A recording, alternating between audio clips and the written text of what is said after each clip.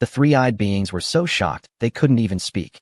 This is a consciousness-integrated computer, capable of harnessing computational power? When the bewildered crowd finally calmed down, the robot controlled by Chunyu smiled and said, "From this moment on, you original Mozodi people will be the first race under human civilization, the three-eyed tribe. In the future, many more races will join us to fight for the future of human civilization. And here, I want to announce something to everyone. Within the Alliance of Stars, the only way to advance a civilization is to earn points, which are then exchanged for more advanced technological information from higher civilizations. Once you reach level 5, civilization advancement will be completely prohibited. Only individuals can upgrade to level 6 by becoming intelligent life through genetic modification technology. Earning enough points is extremely difficult. However, if you do not join the Alliance, you will be hunted down by them. Researching technology is already difficult enough, and under the threat of being hunted, the chances of advancing are slim to none. It can be said that, under normal circumstances, regardless of whether one joins the Alliance or not, a civilization is unlikely to achieve an upgrade in civilization level. But my existence signifies a third path. I possess immense engineering power and scientific research capabilities that ordinary intelligent beings cannot imagine, even if pursued in the future. I have enough ability to ensure the progress of the scientific system. You can imagine my potential. Then, the robot's voice was filled with temptation. Do you want to become intelligent life of a level 3 civilization? Even level 4, 5, or even the highest level 6 civilization within the galaxy? Chapter 87. The trump card curiosity about the unknown is a common trait of all intelligent life. The meaning of intelligent existence is to explore the unknown. The more unknowns are turned into knowns, the more advanced the technology becomes.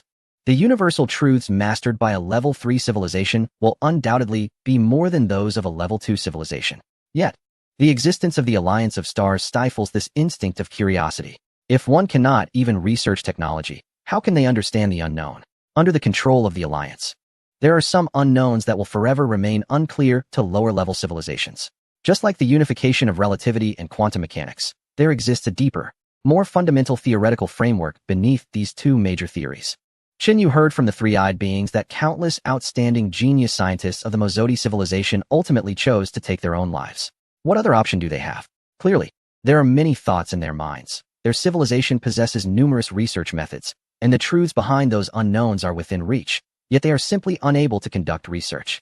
Not only can they not study these unknowns, even thinking about them is considered a great taboo, potentially leading to the destruction of their civilization. In such circumstances, it is no wonder that people become depressed. The three-eyed beings share this curiosity as well. It's not just the scientists, even ordinary people feel it. However, betraying the Alliance would likely mean the destruction of their civilization. Therefore, this curiosity can only be suppressed. They can only sigh and envy at the more advanced technologies and better ways of life of higher civilizations, resenting their fate of being born into a secondary civilization. Desire is endless.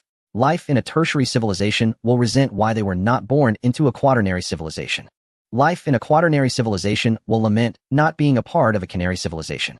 Only the highest level scenery civilizations have the unrestricted freedom to explore the unknown. Now, Shinyu presents a third path before the three-eyed beings. At this moment, Emojua's hands began to tremble. As a captain of a space carrier from the Southern Star Civilization, a mid-level military officer, he could be commanded by his fleet commander, a scrap space carrier. And the Mozodi civilization had to exert all their efforts to seize it, yet they still failed. Clearly, it was a war of the Southern Star Civilization. Yet the Mozodi civilization had to dispatch fleets, crossing the Star Sea to gather minerals needed for war. Usually, such resentment could only be deeply suppressed in their hearts, not daring to think about it. But now, with just a few simple words from Chunyu, all that discontent was stirred up. I also want to advance my civilization.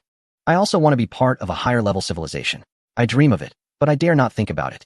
Now, Emojua trembled all over, suddenly stood up, took a few quick steps, and knelt before the robot. Leader, I, Emojua, swear that I will be loyal to human civilization for all my life.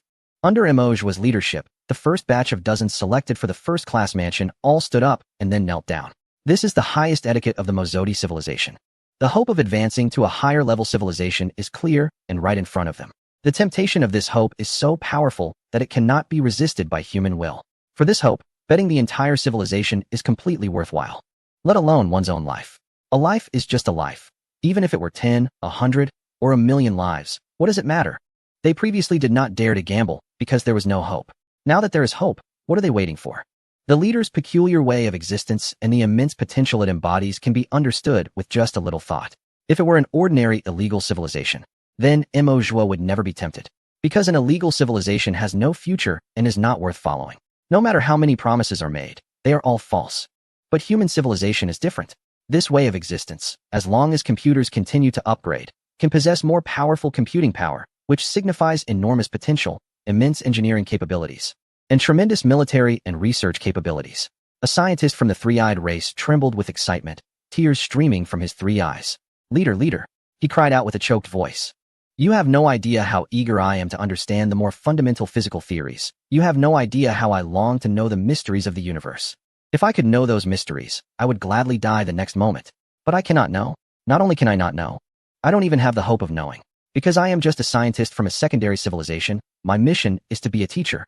To pass on this knowledge. I cannot research deeper knowledge. Leader, I swear, even if I die, I will follow in your footsteps. Only by following you do I have hope of uncovering more of the universe's mysteries. The hall was filled with cries. Chinyu looked at this scene with satisfaction. This was his trump card. A trump card that no one could refuse except for intelligent beings from a 6th-level civilization. It was also Chunyu's greatest reliance to ensure the loyalty of the three-eyed people. Because Chunyu knew, compared to this immense temptation, everything else was insignificant. After a long time, the three-eyed people slowly came back to their senses from the shock and excitement. The impact they experienced today was overwhelming. Chinyu noticed that at that moment, the mental state of these three-eyed people was completely different from before. Previously, they were rigid and mechanical, living ordinary lives without any hope. But now, each one of them was spirited and looked down on everything. They seemed as if they were ready to pierce a hole in the sky, their fighting spirit overflowing. This is the power of hope. Only I can give you hope in this universe. What kind of fool would betray me? After gaining the loyalty of the three-eyed people, Chinyu began to preside over the other topics, the most important of which was the subsequent development planning and the construction of the three-eyed city. The three-eyed people were enthusiastic and actively contributed their opinions, showing a strong sense of participation. When the discussion reached a pause, Emojua suddenly remembered something and sighed. I used to think that our human warfare skills were poor, that we couldn't even employ basic tactics. Now it seems that was due to the leader's insufficient computing power, only able to control 20,000 warships at once. Exactly, Chinyu smiled and acknowledged. Emojua turned to the engineers and scientists focused on calculations. The few immediately realized something, stood up, and solemnly swore allegiance to Chinyu. We will spare no effort and exhaust all means to develop more advanced computing technology for our leader, enhancing your computing power. Therefore, we will not retreat, even in the face of death. Chapter 88. Teacher and student having completely resolved the issues with the three-eyed people and gained their initial loyalty, Chinyu did not delay and directly proceeded to the next step of the plan. He brought back one of the various types of spacecraft from those presented by the three-eyed individuals and initiated a disassembly operation at the space base on Europa. Those who had passed the assessment and were deemed to possess the necessary knowledge and skills were called over to disassemble the spacecraft on-site and provide explanations to Chinyu. There were approximately 20,000 of these individuals. Most of them had previously served as onboard mechanics and engineers within the fleet of the Mozodi civilization, responsible for emergency repairs and routine maintenance of the spacecraft. They were the ones most familiar with their respective vessels. Chinyu dispatched over 20,000 robots, each accompanying a mechanic. Just like in a practical class at school, these individuals disassembled the spacecraft while explaining the function, performance, parameter specifications of each part, and the reasons behind their actions, such as why a particular component was installed and the rationale for the structural layout. The robots sent by Chinyu acted like diligent students, asking questions whenever they encountered something they didn't understand, prompting the mechanics to explain again. With his current computing power, Chinyu could effortlessly absorb knowledge from these 20,000 teachers. Another group of three-eyed individuals, who had scientific capabilities but were not specialized in spacecraft structure, categorized themselves according to their expertise and went to areas such as metal processing, mineral extraction, computing, and spacecraft manufacturing, also imparting their knowledge to Chinyu. The remaining three-eyed individuals, who were temporarily unable to contribute, were all assigned to the construction site of the three-eyed city. After all, the city was being built for the three-eyed people to live in, and their involvement in the construction process was essential. Chinyu believed this was also a means to enhance loyalty. After all, a city built by their own hands would foster a greater sense of belonging and motivation to protect it. Under these circumstances, over 1 million three-eyed individuals busily engaged in various tasks under Chunyu's organization. The previous smoke and flames had completely vanished. At this moment, the solar system was filled with vibrant energy. Leader, look, this is part of the spacecraft's cooling system. Doesn't this bend seem a bit unnecessary? Without it, the flow of refrigerant could be smoother. With this bend, efficiency is actually reduced. At the spacecraft disassembly base, a large component the size of a house was placed in front of an engineer. The component was covered with a dense array of pipes and cables, appearing exceedingly complex. Chunyu manipulated the robot to look in the direction pointed out by the engineer, and indeed, he spotted an apparently superfluous bend in the cooling system of that component. The existence of this bend even occupies part of the armor space, making that section of armor somewhat weaker. Chunyu felt a bit puzzled. It indeed looks quite unnecessary. That's true, the engineer nodded, but this design is actually very necessary. Through numerous real combat scenarios and multiple tests, we found that the abdomen of a warship is highly susceptible to attacks in battle. If it gets damaged, the cooling system can be affected, generating a shockwave that could potentially lead to the failure of the entire ship's cooling system. At that point, this bend comes into play. Its existence can dissipate that shockwave, preventing it from affecting other areas. Chunyu thought carefully for a moment, simulated it in the model, and suddenly realized, so that's how it is. It's indeed a clever design. This design is entirely based on the accumulation of countless real combat experiences. If it were a civilization that had just reached a secondary advanced level, no matter how intelligent its designers were, or how strong their research capabilities like Chunyu at this moment, they could not have known about such a design in advance. They would have to lose hundreds or thousands of warships in real combat due to this issue before coming up with such a design. Now, with the engineer's explanation, Chunyu directly bypassed this detour, saving an enormous amount of time, resources, and energy. At the same time, at the base on the third moon of Jupiter, the No. 1165 fusion power plant, several engineers specialized in fusion power, dressed in spacesuits, were touring under the guidance of robots. The cleanliness and efficiency of this power plant amazed the three-eyed people. In the previous civilization they encountered, they had never seen such a sight. The power plants of that civilization were generally dilapidated, with repairs done only where things broke down, barely maintaining functionality. Technological innovation, upgrading, replacing the old with the new, such concepts were completely absent. Although that civilization was more advanced, it resembled an elderly person in decline, merely focused on survival, without any ambition for exploration. At this moment, while human civilization might be slightly behind, it was like the vibrant sun at 8 or 9 in the morning, full of energy and limitless potential. The three-eyed engineers expressed their admiration as they carefully observed and recorded under Chunyu's guidance. After the tour, following a discussion, a rectification and upgrade report was generated. Several three-eyed engineers formed a small group, facing a robot directly controlled by Chunyu, elaborating on the upgrade plan formulated by the technologies of the previous civilization, explaining the reasons and benefits of such upgrades, as well as the underlying principles. Chunyu listened attentively like a student, occasionally asking questions and exchanging ideas with the engineers. He showed no arrogance or superiority as a leader of a civilization. When it came to knowledge and those who possessed it, Chunyu had always been very humble. He understood that in this universe, only knowledge was the foundation for his existence and the means to secure his survival.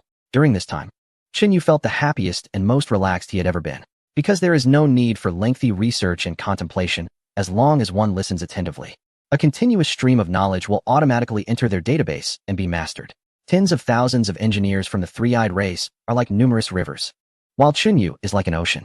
This endless flow of water gathers into the sea.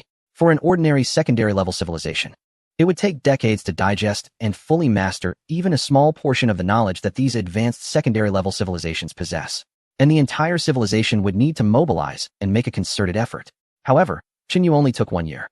Chapter 89. Unlimited supply after just 1 year. Tens of thousands of teachers had run out of things to teach. They discovered that not only did Chunyu know everything they knew, but he had also integrated and cross-referenced this knowledge, even mastering concepts that they themselves were unaware of. For example, if one engineer only understood wireless communication technology and another only knew about voice signal conversion technology, after teaching Chunyu, he was able to merge these two technologies and develop a mobile phone manufacturing technique that even the engineers of the three-eyed race had not mastered. This learning ability and self-research capability truly astonished the engineers and scientists of the three-eyed race. From that moment on, they no longer qualified to be Chunyu's teachers. Instead, they had to become his students, as his knowledge had completely surpassed theirs. Experiencing Chunyu's immense research potential, the scientists and engineers of the three-eyed race felt no fear, but rather a sense of joy. This was precisely what was needed for human civilization to potentially achieve an upgrade in civilization level without relying on external alliances. At this moment, when they thought of the phrase human civilization, the three-eyed people habitually prefixed it with a sense of belonging. It was clear that the more powerful and capable Chunyu became, the better. A year passed quietly, marking the end of the learning phase. Yu directly established hundreds of research institutes, categorizing these engineers and scientists and assigning them to the respective institutes. Frankly speaking, in terms of research capabilities, those who could only be considered second-rate scientists and engineers in the Mazat civilization were far inferior to Yu, especially given that their knowledge reserves had already fallen behind his. However, Yu did not care, just like he previously realized. Although he possessed extraordinary learning and research abilities, he lacked the collision of different forms of wisdom. Sometimes, a three-eyed engineer, despite being far less capable than Yu, might spark an idea during a moment of intellectual exchange that would astonish and impress even Yu. Whatever you want to research, and however many resources it requires, it doesn't matter. I will provide whatever you need in unlimited supply. If you, 10,000 of you, can produce one useful idea for me in a year, then my investment will not be in vain. Under these circumstances, the engineers and scientists who had become accustomed to the civilization's cautious approach to research, and even directly prohibited studies in certain areas, were completely awakened to what true financial power meant. At that moment, a three-person team researching low-temperature materials for spacecraft was utterly shocked upon arriving at their designated research facility. Low-temperature materials for spacecraft are relatively niche, as there are few applications for them, and their usage is limited primarily to certain components of the central computer and electromagnetic cannon. Moreover, at the current stage, both the civilization and the lead researcher had already mastered sufficiently mature manufacturing techniques for low-temperature alloy steel, which were completely adequate for their needs. Even if material performance could be further enhanced, any improvement in overall efficiency would only be a fraction of a percent at best. Hence, this research direction was naturally overlooked. Originally, the three of them thought they would merely be sharing an office with others and, during idle times, could barely make use of other people's research equipment and scrape together some funding. They had not even been able to attain such treatment in their previous civilization. Because their specialty was too niche and not valued, they had to take on studies in radiation-resistant materials just to make ends meet. However, they were completely unprepared for the fact that the lead researcher had allocated them a massive research base covering millions of square meters, with 3 huge factory complexes and dozens of specialized research facilities. Indeed, just 3 people were occupying such an enormous research base. Inside the facility, there were tens of thousands of robots, not to mention the various other types of equipment. The 3 were stunned and bewildered. One of them, feeling apprehensive, spoke to a robot directly controlled by the lead researcher, saying, "Leader, there are so many facilities, we can't possibly use them all with just the 3 of us. It's already a struggle to support one research project, and this base could accommodate thousands of people working on 10 engineering research projects simultaneously. In this civilization, anyone could communicate directly with the highest leader at any time and place, which was a significant advantage. In other civilizations, without an appointment or a certain rank, trying to communicate directly with the leader, that would be a dream. Moreover, real-time communication would lead to immediate feedback, and tasks would be executed without any delays or intermediaries. This dramatically increased efficiency to a terrifying level. Looking at the apprehensive research team, the lead researcher smiled and said, "It's all right, don't worry. Use the facilities as you see fit. I won't set any assessment criteria. You can decide what to research on your own." One of them still felt uneasy, while another pulled him aside and said, "Fema, we should just use what the leader has provided us. Just think about it.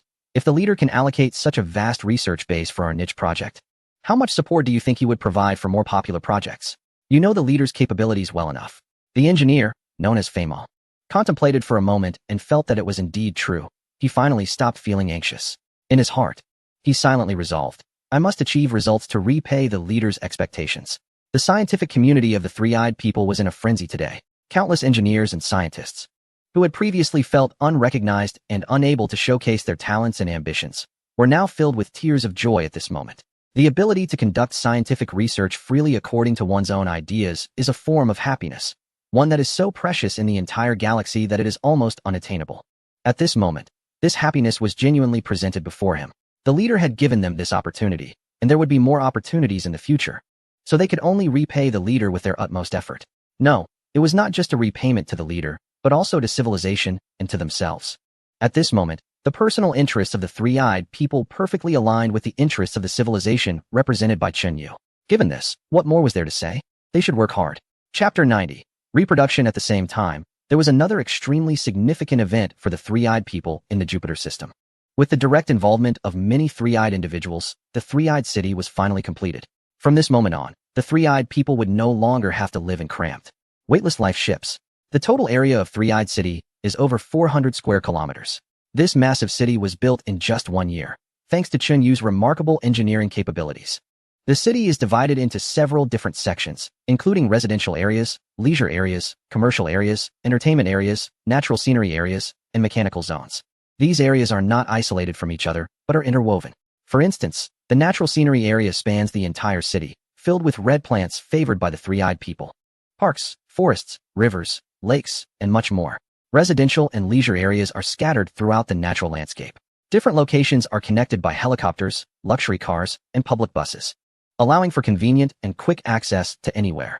The entire city is covered by a steel dome, ensuring that the internal environment matches that of the three-eyed people's home planet. Except for gravity.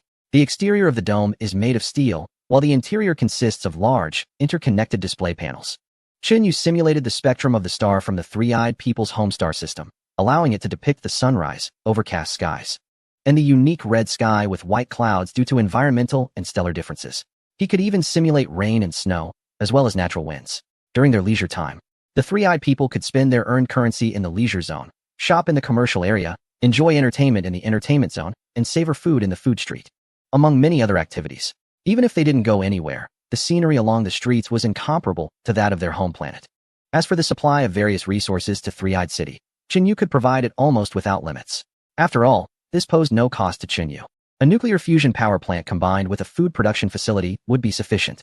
The primary reason for not supplying them for free was to prevent the situation where the inhabitants became overly dependent, like livestock. Chinyu expected them to contribute to his research, not to become pets for amusement. Additionally, dividing the housing for the inhabitants into 4 categories was based on the same rationale. The city was so vast that it could easily accommodate a significant number of higher-grade residences. However, Chinyu deliberately chose not to do so, insisting that most people live in the more crowded lower-grade housing, aiming to provide them with a goal to strive for, rather than letting them live aimlessly. This day marked the arrival of the inhabitants in their new homes. The first batch of residents, those who received the higher-grade housing, were brought over by Chinyu using a spaceship. The remaining residents could only watch the event via live television broadcasts. In total, thousands of people entered the city through the transit station. Instantly, the stunning city layout, clean and tidy streets, artistically designed buildings, and fresh natural scenery converged into a powerful wave of emotion that struck the inhabitants. At that moment, Emo Zhu felt a bit dizzy, his knees weakened, and he collapsed to the ground, tears streaming down his face without him understanding why. At several entrances, the inhabitants knelt together, their joyous and grateful cries soaring to the sky. Meanwhile, as the live broadcast vividly presented the scene to over 1 million additional inhabitants who would be allowed to move in later, everyone fell silent. How beautiful! Is this the city we will live in? Leader, leader, humanity, leader, humanity. In that moment, the words leader and humanity were shouted in unison by over 1 million inhabitants. Sensing the stirring emotions within them, Chinyu nodded in satisfaction. This was the effect he wanted. After the first batch of inhabitants settled in, the once desolate city finally showed signs of life. Over the next half-month, all inhabitants completed their relocation and moved into the city. Chinyu granted them a month-long holiday. During the previous year of work, each inhabitant had accumulated a considerable number of contribution points, allowing them to freely enjoy all the facilities within the city. Fine wines, delicious food, stunning views, various products, and diverse entertainment options. The inhabitants eagerly explored and enjoyed the city. The more they learned about it, the more satisfied they became. The only downside was that after a month of revelry, their contribution points were nearly depleted. Humph, without reclaiming your contribution points, how will you have the motivation to work for me? Chinyu thought to himself, feeling secretly pleased. At this moment, it was time to announce the next phase of the work plan. The first arrangement announced by Chinyu surprised the inhabitants somewhat. They did not expect that the first policy would be about encouraging childbirth. For Chunyu's scientific research development plan, the current number of individuals with advanced intelligence was still somewhat insufficient. Overall, nurturing intelligent life was a guaranteed profitable venture for Chinyu. By investing some resources to expand the population of intelligent beings, once their numbers were sufficiently large, there would be enough researchers emerging. The existence of researchers is probabilistic. After all, not all intelligent beings can become researchers. Some may lack the aptitude or interest for this profession. Generally speaking, the number of researchers could reach a maximum ratio of 1 researcher for every 100 intelligent beings in society. Increasing the total population would enhance the number of researchers. With a sufficient number of researchers, a stable and continuous flow of inspiration could be generated. What Chinyu needed to invest were merely some computational power, energy, and resources. Thus, with inspiration from intelligent beings combined with his large-scale computational investments and the data generated by the research institutions he established, The speed of technological development would inevitably experience another leap. It was for this reason that Chunyu made the decision to encourage childbirth. From the day the policy was announced, anyone who became pregnant would immediately receive a reward of 10,000 contribution points, along with subsidies during the pregnancy period based on the previous average annual salary and subsequent childcare subsidies. Chapter 91. Quantum Superiority. After Chunyu announced the details of the childbirth encouragement policy, a stir arose in the city of the advanced beings. Previously, those who came to this solar system were primarily there for work, and the advanced beings naturally did not consider marriage and childbirth. However, the situation had changed significantly. Life had stabilized, and the future looked promising. Even if Chunyu had not implemented the childbirth encouragement policy, many would likely have chosen to marry during this period. Following the announcement of the policy, hundreds of couples quickly registered for marriage. Subsequently, a large number of male advanced beings began pursuing female advanced beings. It was expected that many would enter the halls of marriage in the near future. However, due to the current imbalance with fewer females and more males, the total number of marriages might not be very high. Chunyu did not intervene in this situation. In his view, as long as it did not affect the overall stability, the internal matters of the advanced beings should be managed by their own leaders. He would not interfere too much. The advanced beings also had a reproductive method based on the union of two sexes and a tradition of marriage. However, their physical structure was quite unique. Both genders could become pregnant and could choose freely. Typically, advanced beings would make choices based on the physical conditions, economic circumstances, and personal situations of both partners. Shortly after the policy was announced, the first batch of advanced beings became pregnant, totaling around 100. This meant that, after approximately a year of pregnancy, new advanced beings would be born, stepping onto the path of contributing to Chunyu's technological development. After the encouragement of marriage policies, the subsequent work arrangements followed. The soldiers from the former 7th Fleet, after training, took on the responsibility of mineral collection. After careful consideration, Chunyu decided to let these individuals manually collect minerals. After all, these mining sites are spread throughout the solar system, with some as far as beyond the Kuiper Belt and others as close as Mercury. The distance is too great, and if Chunyu were to control the operations directly, the communication delay would be too significant, resulting in low efficiency. Chunyu would only be responsible for logistics, resource transportation, and basic maintenance tasks that do not require stringent communication timing. A portion of the workforce would work within the city, managing urban maintenance and service industries. The most important scientists would all work at research institutes. Thus, the people began to live a life of working, earning money, and sustaining themselves. After this model operated for a period, it began to stabilize. At this point, Chunyu started to allocate computing power and adopted a small-step, quick-run approach to comprehensively upgrade his industrial facilities using technologies derived from the local populace. More advanced nuclear fusion power stations, more sophisticated metal smelting plants, better-performing machinery, and more powerful spaceships. All were rapidly advancing toward the limits of what Chunyu could achieve at that moment. However, Chunyu was well aware that even if he reached the limits, he still wouldn't be able to produce warships that matched the performance metrics of the locals. It involved numerous fundamental physics issues. Even with physical prototypes available, mastering the manufacturing methods was not a simple task. Moreover, many technologies at the level of secondary advanced civilizations were not reflected in these ships, leaving no physical references for study. Chunyu's vast computing power was once again directed toward research and development. With the assistance of numerous scientists from the local population, he launched another technological breakthrough initiative. Among the important projects was the development of a new generation of computers. Chunyu had already determined that the correct direction for the development of this new generation of computers was the quantum computer he had been researching continuously. Long before the arrival of the foreign civilization's fleet, he had already built several prototypes of quantum computers and thoroughly validated their feasibility, though they were still far from practical use. The warships of the foreign civilization also employed quantum computers, but the mainstay remained conventional chip computers. Their computers were also limited by physical rules, with maximum performance capped at 2 nanometers. However, their architecture was somewhat more advanced than Chunyu's, thus offering higher performance. Quantum computers, while possessing significant capabilities, also have considerable limitations. This relates to the issue of quantum superiority, meaning that for certain specific problems, quantum computers have theoretical performance that can exceed traditional computers by up to millions of times. For instance, problems like integer factorization demonstrate this unparalleled advantage, showcasing quantum superiority. Yet, in areas where quantum superiority does not apply, quantum computers can even underperform compared to traditional computers. Therefore, while the development of quantum computers is crucial, traditional computers remain equally important. In an ideal scenario, quantum computers would perform calculations in areas where quantum superiority is achieved. while traditional computers would handle tasks outside of that scope. By combining the two, significant performance improvements can be realized within the warships of the civilization. It is precisely due to the inclusion of very rudimentary quantum computers that they can overpower Chunyu in terms of performance. At this moment, dozens of quantum computing experts are collaborating with Chunyu on a very challenging technological breakthrough project. However, just like traditional computers, there are too many aspects involved. Mastering all the technologies related to it would require hundreds of thousands of scientists. Quantum computers are equally a massive system engineering project. Even the rudimentary quantum computing technology mastered by this civilization requires over 1 million scientists for systematic comprehension.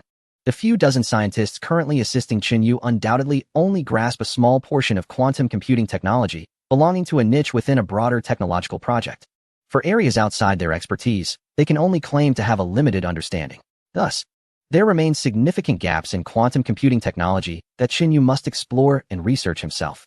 However, with the correct direction, theoretical references, and some knowledge in niche areas, my research into quantum computing has become significantly easier. Chunyu thought to himself, within 100 years at most, I can create the first generation of quantum and traditional hybrid computers, achieving at least a tenfold increase in overall computing power. Aside from quantum computing, another crucial large-scale research project is helium-3 fusion technology. In this area, Chunyu has also invested substantial research and development resources. Additionally, there are advancements in materials science, ion propulsion technology, electromagnetic cannon technology, and more. Chapter 92. Exploration and Loyalty. At this moment, Chunyu is making a comprehensive effort to advance scientific progress across hundreds of industrial sectors. Life is busy yet peaceful. The three-eyed scientists are exhausting themselves to assist Chunyu in developing new technologies, while former soldiers, now workers, diligently gather resources across the solar system to prepare minerals for submission to the neighboring civilization over 100 years later. In the three-eyed city, those responsible for urban management and services provide excellent service to people who have concluded their busy work and return to the city for a brief rest. Nowadays, returning to the city after a day's work to enjoy the tranquility and beauty of life has become the most anticipated moment for the three-eyed people, especially for the mining workers dispatched to the outskirts of the solar system. Even with Chunyu's assistance significantly enhancing work efficiency and reducing workloads, the job remains arduous and heavy. Long periods away from the city, with communication delays of up to several hours, leave virtually no opportunity for leisure activities, making the work even more challenging. Fortunately, Chunyu has provided substantial work subsidies to these workers, allowing them to persevere. Every time this group of workers gets a holiday and returns to the city, they become the most powerful consumers. The various luxurious experiences and services, along with a wide range of goods offered by Chunyu, are bought by these workers as if they were free. Chunyu is pleased with this. After all, how can one have the energy to work without proper rest? Time flies quickly, and in the blink of an eye, 5 years have passed. This year, Chunyu is faced with a new situation. The first batch of three-eyed children is now ready for school and education. The Society of Three-Eyed Beings has always paid close attention to this issue. Discussions on this topic began 3 years ago, and the development of teaching materials has been ongoing. Various high-ranking individuals and social elites in three-eyed society have been invited to join the curriculum development team. With Chunyu's assistance, a set of educational materials for three-eyed children, completely different from the previous civilization, has finally been completed. The first group of teachers has also completed their training and is ready to start working. In a classroom at the school, 23-eyed children are laughing and playing. Some are running around, some are playing with toys, and others are crying incessantly. Watching all this, Chunyu is reminded of his time on Earth, within human civilization. The past is gone, leaving only memories. He sighs to himself and continues to observe. After a while, a three-eyed teacher enters the classroom. After some discipline, the children finally settle down. Today, we will have our first lesson. We are going to learn a word. The teacher turns around and writes down 2 characters. Exploration. The universe we live in is vast and full of mysterious phenomena, containing endless secrets. Our wisdom is born to explore these mysteries. The teacher casually describes some marvelous phenomena in the universe, and the children listen intently, occasionally gasping in awe, their small eyes filled with longing for the natural universe and the unknown secrets. This first lesson has garnered attention from society, and countless three-eyed beings are watching the live broadcast just like Chunyu. When they see the children captivated by the mysteries and vastness of the universe, planting the seeds of exploration in their hearts, many three-eyed beings are moved to tears. Recalling his own education in the previous civilization, where the first lesson was all about not asking what shouldn't be asked, not thinking what shouldn't be thought, and not being curious about what shouldn't be curious about, everything was rigid and mechanical. Now, seeing the first lesson encouraging children to bravely explore the unknown and the mysteries of the universe. He can only understand the profound difference himself. Yu is quite satisfied with this first lesson. He seems to see a new generation, not just any generation, but a generation of scientists who will contribute to scientific progress. Growing robustly, time flies, and the first generation of three-eyed children is rapidly maturing. Since the arrival of this first generation, more children continue to come, with a substantial number reaching school age every year. Every year's first lesson, the teacher will teach them the same two words: exploration. Of course, the second lesson is loyalty. The teachers will tell the children who provides their current lives and who is protecting and nurturing the people of the three-eyed tribe. In the teacher's words, Yu has become the ruler of everything. Any act of betrayal or disloyalty is deemed sinful and shameful. 17 years later, the 22-year-old members of the three-eyed tribe have finally graduated from university. At this stage, they are capable of taking on certain technical jobs. However, to become research workers, they still need more time, at least another 4 years of study and 2 years of internship, with only the most outstanding individuals qualifying to independently conduct research projects. This is also a process of gradual elimination. Many young members of the three-eyed tribe who do not meet the standards will be filtered out at each stage, having to enter society early and take on other jobs. Only the best young individuals can enter the ranks of scientists and receive Yu's careful training. The total number of this first generation of three-eyed tribe young people is only about 120. After layers of selection, only 2 have passed the assessment and become reserve scientists. One chose to major in computer science, focusing on optimizing traditional electronic computer architecture, while the other opted for metallurgy, specializing in the manufacturing technology of high-ductility alloys. Not bad. This is a ratio of 60-1, which is a good start. Yu plans to enforce a compulsory 17-year education system, meaning every member of the three-eyed tribe must receive education up to the university level and undergo this selection process. Originally, a ratio of 100-1 would have been acceptable, but now 60-1 is certainly better. In the following years, as more young children from the three-eyed tribe graduate from school, young research workers begin to join the research team each year. Meanwhile, the quantum computing technology that Yu values most has finally made significant breakthroughs. At this moment, in a vast vacuum facility, three-eyed tribe scientists dressed in spacesuits are nervously watching the enormous equipment before them. With a command from Yu, the massive machine, which nearly fills the 6,000 cubic meter facility and is filled with complex pipelines and devices, immediately roars to life. The discrete logarithm calculation experiment starts now. Chapter 93. Breakthrough discrete logarithms are a type of logarithmic operation based on congruence calculations and primitive roots. They typically lack efficient and convenient methods for computation. However, in this field, quantum computers have shown tremendous quantum superiority. Faced with a problem that would take traditional electronic computers decades to solve, this experimental quantum computer, after running for just 5 minutes, has provided an answer. Seeing this scene, all the three-eyed scientists present erupted in cheers. Although such performance of quantum computers has long been achieved in other civilizations, it is different when it's something they have built themselves. Back then, they could only use it and were not even clear about the systematic principles. But now, things are different. The quantum computer currently in operation is a result of personal involvement and hands-on development from start to finish.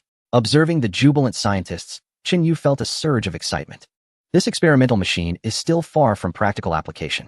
To draw a rough analogy, its status is akin to that of large-scale traditional computers from a previous era, those early machines that were cumbersome, large in size, and consumed a lot of energy. It needs further development to reach the personal computer stage. But that is all right.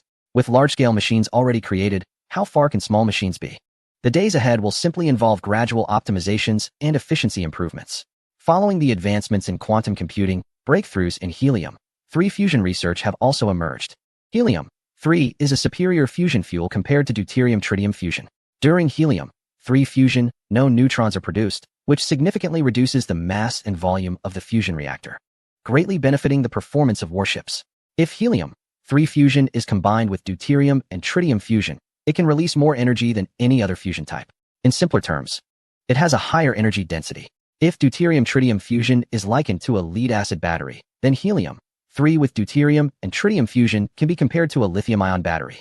Given helium-3's superior performance, the corresponding fusion conditions are also more demanding than those for deuterium-tritium fusion. You must elevate the internal temperature of the reactor and enhance the performance of a series of devices to master this critical helium-3 fusion technology. Once helium-3 fusion is achieved, true interstellar travel will become possible. While deuterium-tritium fusion could supply the energy needed for interstellar journeys, it was primarily experimental. relying on cumbersome methods to send a probe, for example. Mastering helium-3 fusion would enable the deployment of an entire fleet to another relatively nearby star system, thus initiating preliminary interstellar conflicts. The secondary advanced civilizations affiliated with the Southern Star Civilization have gained the capability for mutual conflict because of this. Otherwise, without the ability to deploy fleets, large-scale contact would be impossible, rendering warfare futile. However, to engage in genuine large-scale interstellar wars with another tertiary civilization across dozens of light years, merely mastering helium-3 fusion is insufficient. Additional technologies are required. Helium-3 is typically found in abundance on celestial bodies with little to no atmosphere, extremely thin atmospheres, weak magnetic fields, and proximity to stars, as the helium-3 produced from the fusion of protons and deuterons in stellar winds is easily ejected to the surface layers of planets. By the standard, both the Moon and Mercury would have significant helium-3 reserves. However, Jupiter also contains trace amounts of helium-3 within its gaseous composition. Though the quantity is minimal, it is not a problem. Jupiter is large enough, and with enough gas, constructing several filtration devices to extract helium-3 is feasible. At this moment, Chunyu has achieved a level where the energy output from helium-3 fusion per unit mass matches that of the now mature deuterium-tritium fusion. At this moment, the potential of deuterium-tritium fusion has been exhausted and cannot be further improved. However, helium-3 fusion still has significant potential for enhancement. Achieving this means that the upstream industrial chain has experienced millions of technological breakthroughs, ranging from the radiation resistance of a small screw to the stability of the entire reactor, with numerous technologies needing to be overcome. Even with the help of the three-eyed scientists, it took Chunyu several decades to achieve success. In addition to these two technologies, advancements have also been made in alloy technology, armor technology, as well as equally important ion propulsion technology and electromagnetic cannon technology. At this point, Chunyu has managed to achieve ion jet speeds of over 1,000 kilometers per second, further improving the efficiency of propellant utilization. Although Chunyu is still unable to produce warships on par with the civilization he is competing against, he has initiated the task of upgrading spacecraft. Due to numerous engineering and technical challenges, practical construction is necessary to uncover issues that simulations alone cannot reveal. The upgrade of spacecraft must also proceed incrementally and rapidly. Under these circumstances, all of Chunyu's technologies have been advancing rapidly. In the blink of an eye, 100 years have passed, and the key technologies he has studied, as well as the products resulting from these technologies, such as quantum computers, ion thrusters, helium-3 fusion reactors, and new spacecraft, have undergone iterations ranging from a few dozen to over 100 generations. At this moment, the many technological devices produced by Chunyu have reached parity with the critical performance parameters of the competing civilization. In fact, due to structural optimization and innovation, there are even certain non-core parameters where he has achieved some advancements. The remaining weaknesses are minimal. Chunyu senses that it won't be long before his fleet undergoes a comprehensive upgrade. It is important to note that the military advisory group, led by Mo Zhua, has accumulated countless tactical and strategic needs for practical verification over the past century. However, due to a lack of warships, with only about 2,000 original vessels from the 7th Fleet of the competing civilization, many large-scale strategies could not be rehearsed and could only be simulated. This has left Mo Zhua and others anxious. Don't worry, it's coming soon. Indeed, just 3 years later, the last technology, ultra-high-speed ion thermal insulation technology, has also made a breakthrough. Now, everything is ready. Based on the experience accumulated through multiple iterations, the latest Stardust Nebula Comet-class warship has finally entered mass production. Within just a few years, a total of 100,000 ships have been produced. From my current experience, even at the level of a secondary advanced civilization, it is still impossible to create a warship larger than the Comet class that has practical combat significance. It seems I will have to wait until I truly advance to a tertiary civilization, Chunyu thought to himself. Chapter 94. Exercises of course. Chunyu can produce simple dwarf planet-class warships. He is capable of constructing warships larger than dwarf planet-class, including satellite-class, and even planet-class vessels. However, the question remains whether the constructed vessels possess practical combat significance, and whether they have matching defenses, mobility, offensive capabilities, and other performance metrics. Without resolving the matching issues, simply enlarging the spacecraft is meaningless. They would only become live targets on the battlefield. According to descriptions from certain extraterrestrial beings, a third-level civilization would possess a range of advanced technologies, among which an energy shield and a propulsion system that does not rely on propellant can be confirmed. Although the technical details are not fully understood, just by their names, one can grasp how advanced these technologies are. The energy shield is evidently a protective layer added to the exterior of the spacecraft through some unknown technology, allowing the vessel to no longer depend on heavy armor for defense against projectiles. This would also reduce the mass of the spacecraft, indirectly leading to significant performance improvements. The propulsion technology that does not rely on propellant completely abandons traditional thrust methods, further decreasing the spacecraft's weight, saving space and energy, and thereby enabling large-scale interstellar navigation capabilities. At this moment, Chenyu could only sigh in admiration. Such advanced technology cannot be mastered in a short time. The path must be taken step by step. One day, I will reach a level higher than that of the Southern Star civilization, Chenyu silently resolved. At this moment, a new fleet of 100,000 warships has been produced, with the command of 10,000 of these ships temporarily transferred to a military advisory group led by Mo Zhua, allowing them to test their envisioned strategies and tactics. At this moment, Mo Zhua was genuinely excited. In the past, during his time in another civilization, the atmosphere was lifeless, not to mention large-scale military operations. Even small military drills faced numerous difficulties, primarily due to excessive resource consumption that would encroach on the resource quotas of the elite. This had long left Mo Zhua feeling frustrated. But now, this frustration had finally been vented. Using his immense computational power and his ability to precisely control each warship, Chenyu created a command platform. The military advisors were divided into two camps, each able to use this platform to coordinate their respective fleets. These commanders could compete purely on strategies and tactics, without worrying about morale, mistakes, or coordination issues, just like Chenyu. Thus, the long silent solar system became lively once again. A total of 10,000 ships, with 5,000 from each camp, along with supporting logistics vessels and military supplies such as interstellar missiles, landmines, artillery platforms, and military satellites, began to move freely within the solar system.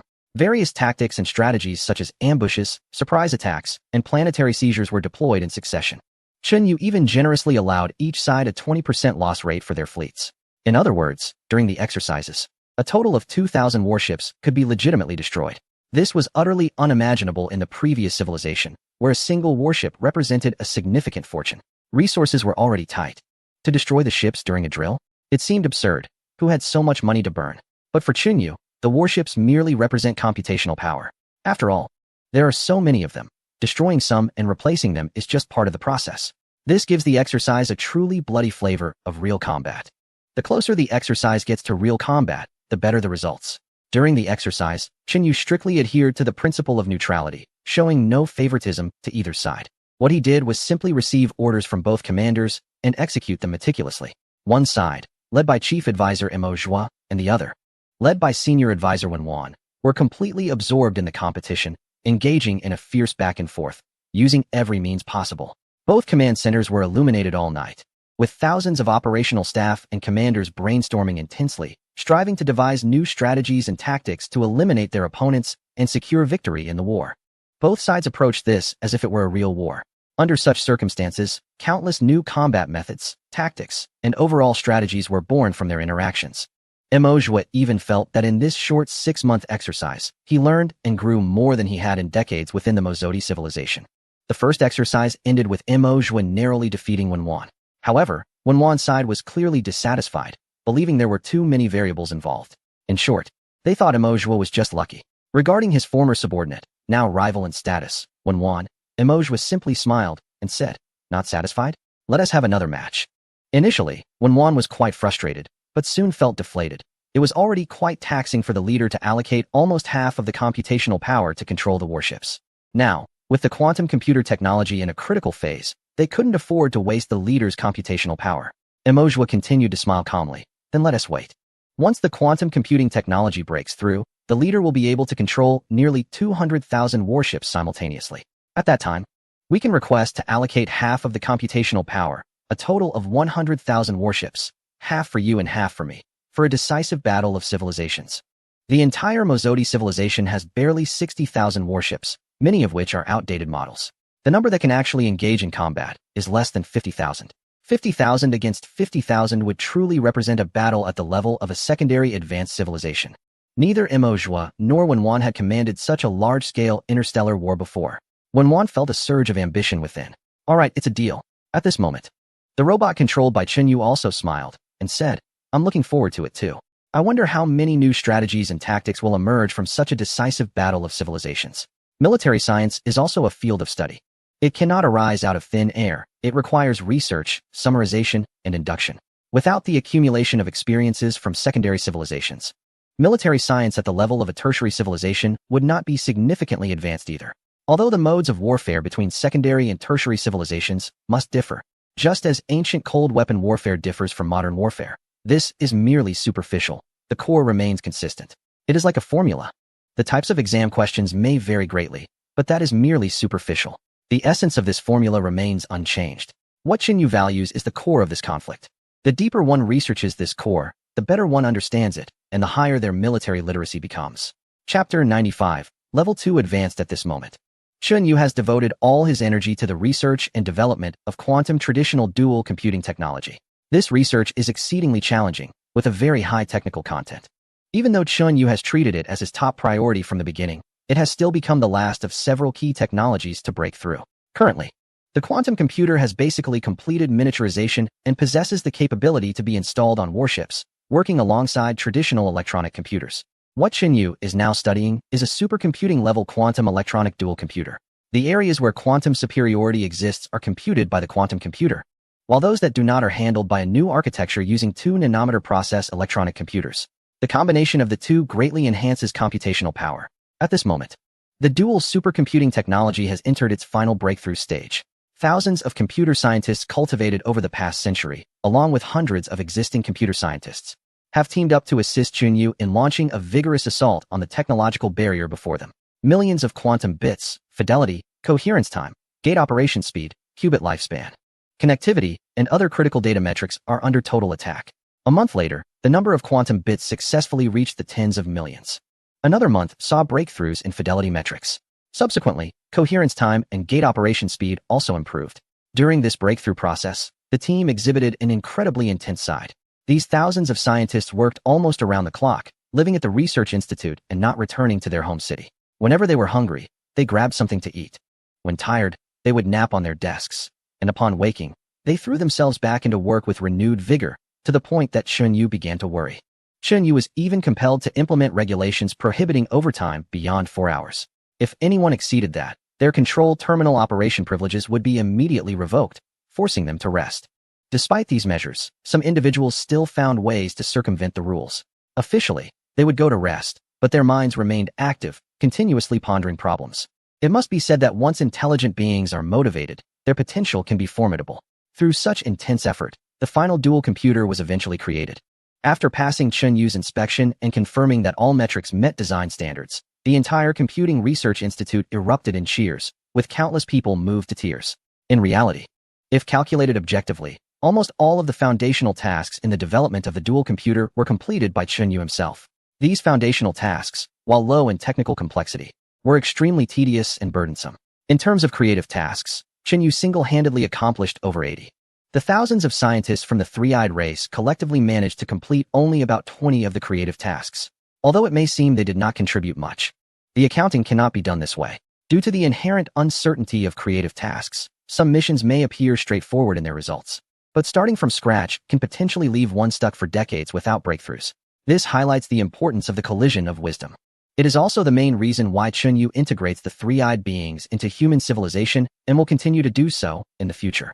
The contributions of these three-eyed scientists are not just significant, but immensely so. News of the technological breakthrough spread back to the city of the three-eyed beings, causing a wave of excitement throughout the entire city. Everyone understood that with the technological advancements, the leader's computational power had increased, allowing for greater control over resources and more mobilization of fleets. Our human civilization had become even stronger. After a 3-day break, Xinyu held a grand commendation ceremony in the city of the three-eyed beings. All the scientists who participated in this campaign, as well as outstanding personnel from the logistics department, were invited to the assembly hall.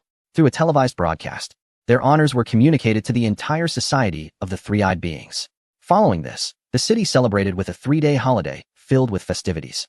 All precious food and services were discounted, and those in important positions who could not participate in the celebrations were directly provided with substantial contribution point subsidies, truly igniting a fervor throughout the civilization. At this moment, with the genuine breakthrough of dual supercomputing, Xinyu could finally claim that he had firmly reached the level of a secondary advanced civilization.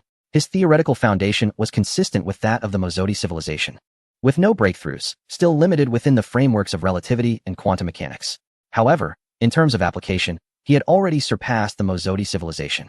He had finally reached the level of secondary advanced civilization. Reflecting on the hardships of the journey thus far, Chen Yu felt a surge of emotion. Yet, he did not allow himself to relax. Next, he needed to strive for a breakthrough to tertiary civilization. Chen Yu was clear that only by advancing to the level of tertiary civilization could he possess even a modicum of self-preservation capability in the vast cosmos. The most crucial aspect of breaking through civilization levels lies in foundational physical theory. No matter how many breakthroughs there are in applied physics, they are of little use. Just like humans in the cold weapon era, no matter how much they innovate or study for 1,000 years, they could not create mobile phones or computers. Without breakthroughs in foundational physical theories, all discussions are in vain. To this day, Chen Yu had clearly sensed that the direction and path to breaking through to tertiary civilization were hidden within quantum mechanics. Yes, he had not yet reached the stage of integrating relativity and quantum mechanics that belonged to a higher level. As long as he made further advancements within the theoretical framework of quantum mechanics, it would be sufficient for him to ascend to tertiary civilization. However, this was easier said than done, and it was even countless times more difficult than the development of dual supercomputing. Otherwise, why could the breakthrough in dual supercomputing only elevate him from a secondary intermediate level to a secondary advanced level, remaining within secondary civilization? While a breakthrough in the theoretical framework of quantum mechanics could be enough for him to become a tertiary civilization. Nevertheless, with this latest substantial increase in computational power, Chen Yu was filled with confidence. At this moment, the dual supercomputing had passed the acceptance test. However, Chen Yu did not plan to move immediately. At least a year of safety verification was needed. In any case, personal safety comes first. It is the most important and core aspect. There cannot be any risk, no matter how small. Under such circumstances, Chen Yu led the scientists from the Three-Eyed Tribe to continue testing the stability and iterating upgrades of the dual supercomputer. After more than a year of delay, when the safety confirmation reached its utmost certainty, Chen Yu finally moved again. The computing power surged to 10 times the previous level, instantly flooding Chen Yu's mind. Chapter 96. 5 years. The feeling of abundant computing power is truly exhilarating, Chen Yu thought, reminiscing. It had been a long time since he had experienced such a sensation. His computing technology had not made any breakthroughs for too long. He had been using a traditional electronic supercomputer built with 2-nanometer technology as his base for over a century. During this time, there had only been optimizations and improvements in architecture, while the underlying logic had remained unchanged. Over these 100 years, his computing power had been increasingly consumed by various applications. The more advanced the technology, the more complex the industrial systems become, necessitating greater computing power to manipulate them. Chen Yu's total computing power had long been stretched thin, otherwise. When faced with critical research in war science, particularly regarding the practical exercises led by Mo Zhu and Wen Wan, he wouldn't have been so stingy as to only deploy 10,000 ships. It was simply a matter of insufficient computing power. Now, with the advent of the quantum electronic dual supercomputer, all these problems were finally resolved. At this moment, Chen Yu truly felt the difficulty of technological breakthroughs. Even for someone like him, who could allocate all the resources of an entire civilization to technological research, the leap from a secondary civilization to an advanced one was still so arduous. The future technological breakthroughs remained unpredictable in their difficulty. Chen Yu clearly understood that there were no shortcuts on the road to technological advancement. It required a grounded approach, researching bit by bit, accumulating knowledge piece by piece, and learning gradually. Even if an advanced civilization directly presented more advanced technological materials and sent teachers to guide him, it could only accelerate the process but could not eliminate it. After upgrading to a secondary advanced civilization, Chen Yu did not intend to rush into challenging a tertiary civilization immediately. Such a move would undoubtedly be difficult and cumbersome, taking a long time.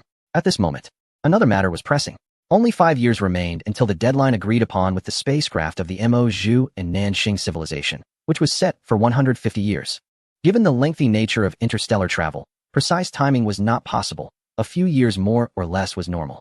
This meant that the spacecraft could arrive at any moment. Before it arrived, Chen Yu did not plan to take any major actions to avoid revealing any clues and causing unnecessary trouble. Compared to others, Chen Yu remained relatively calm.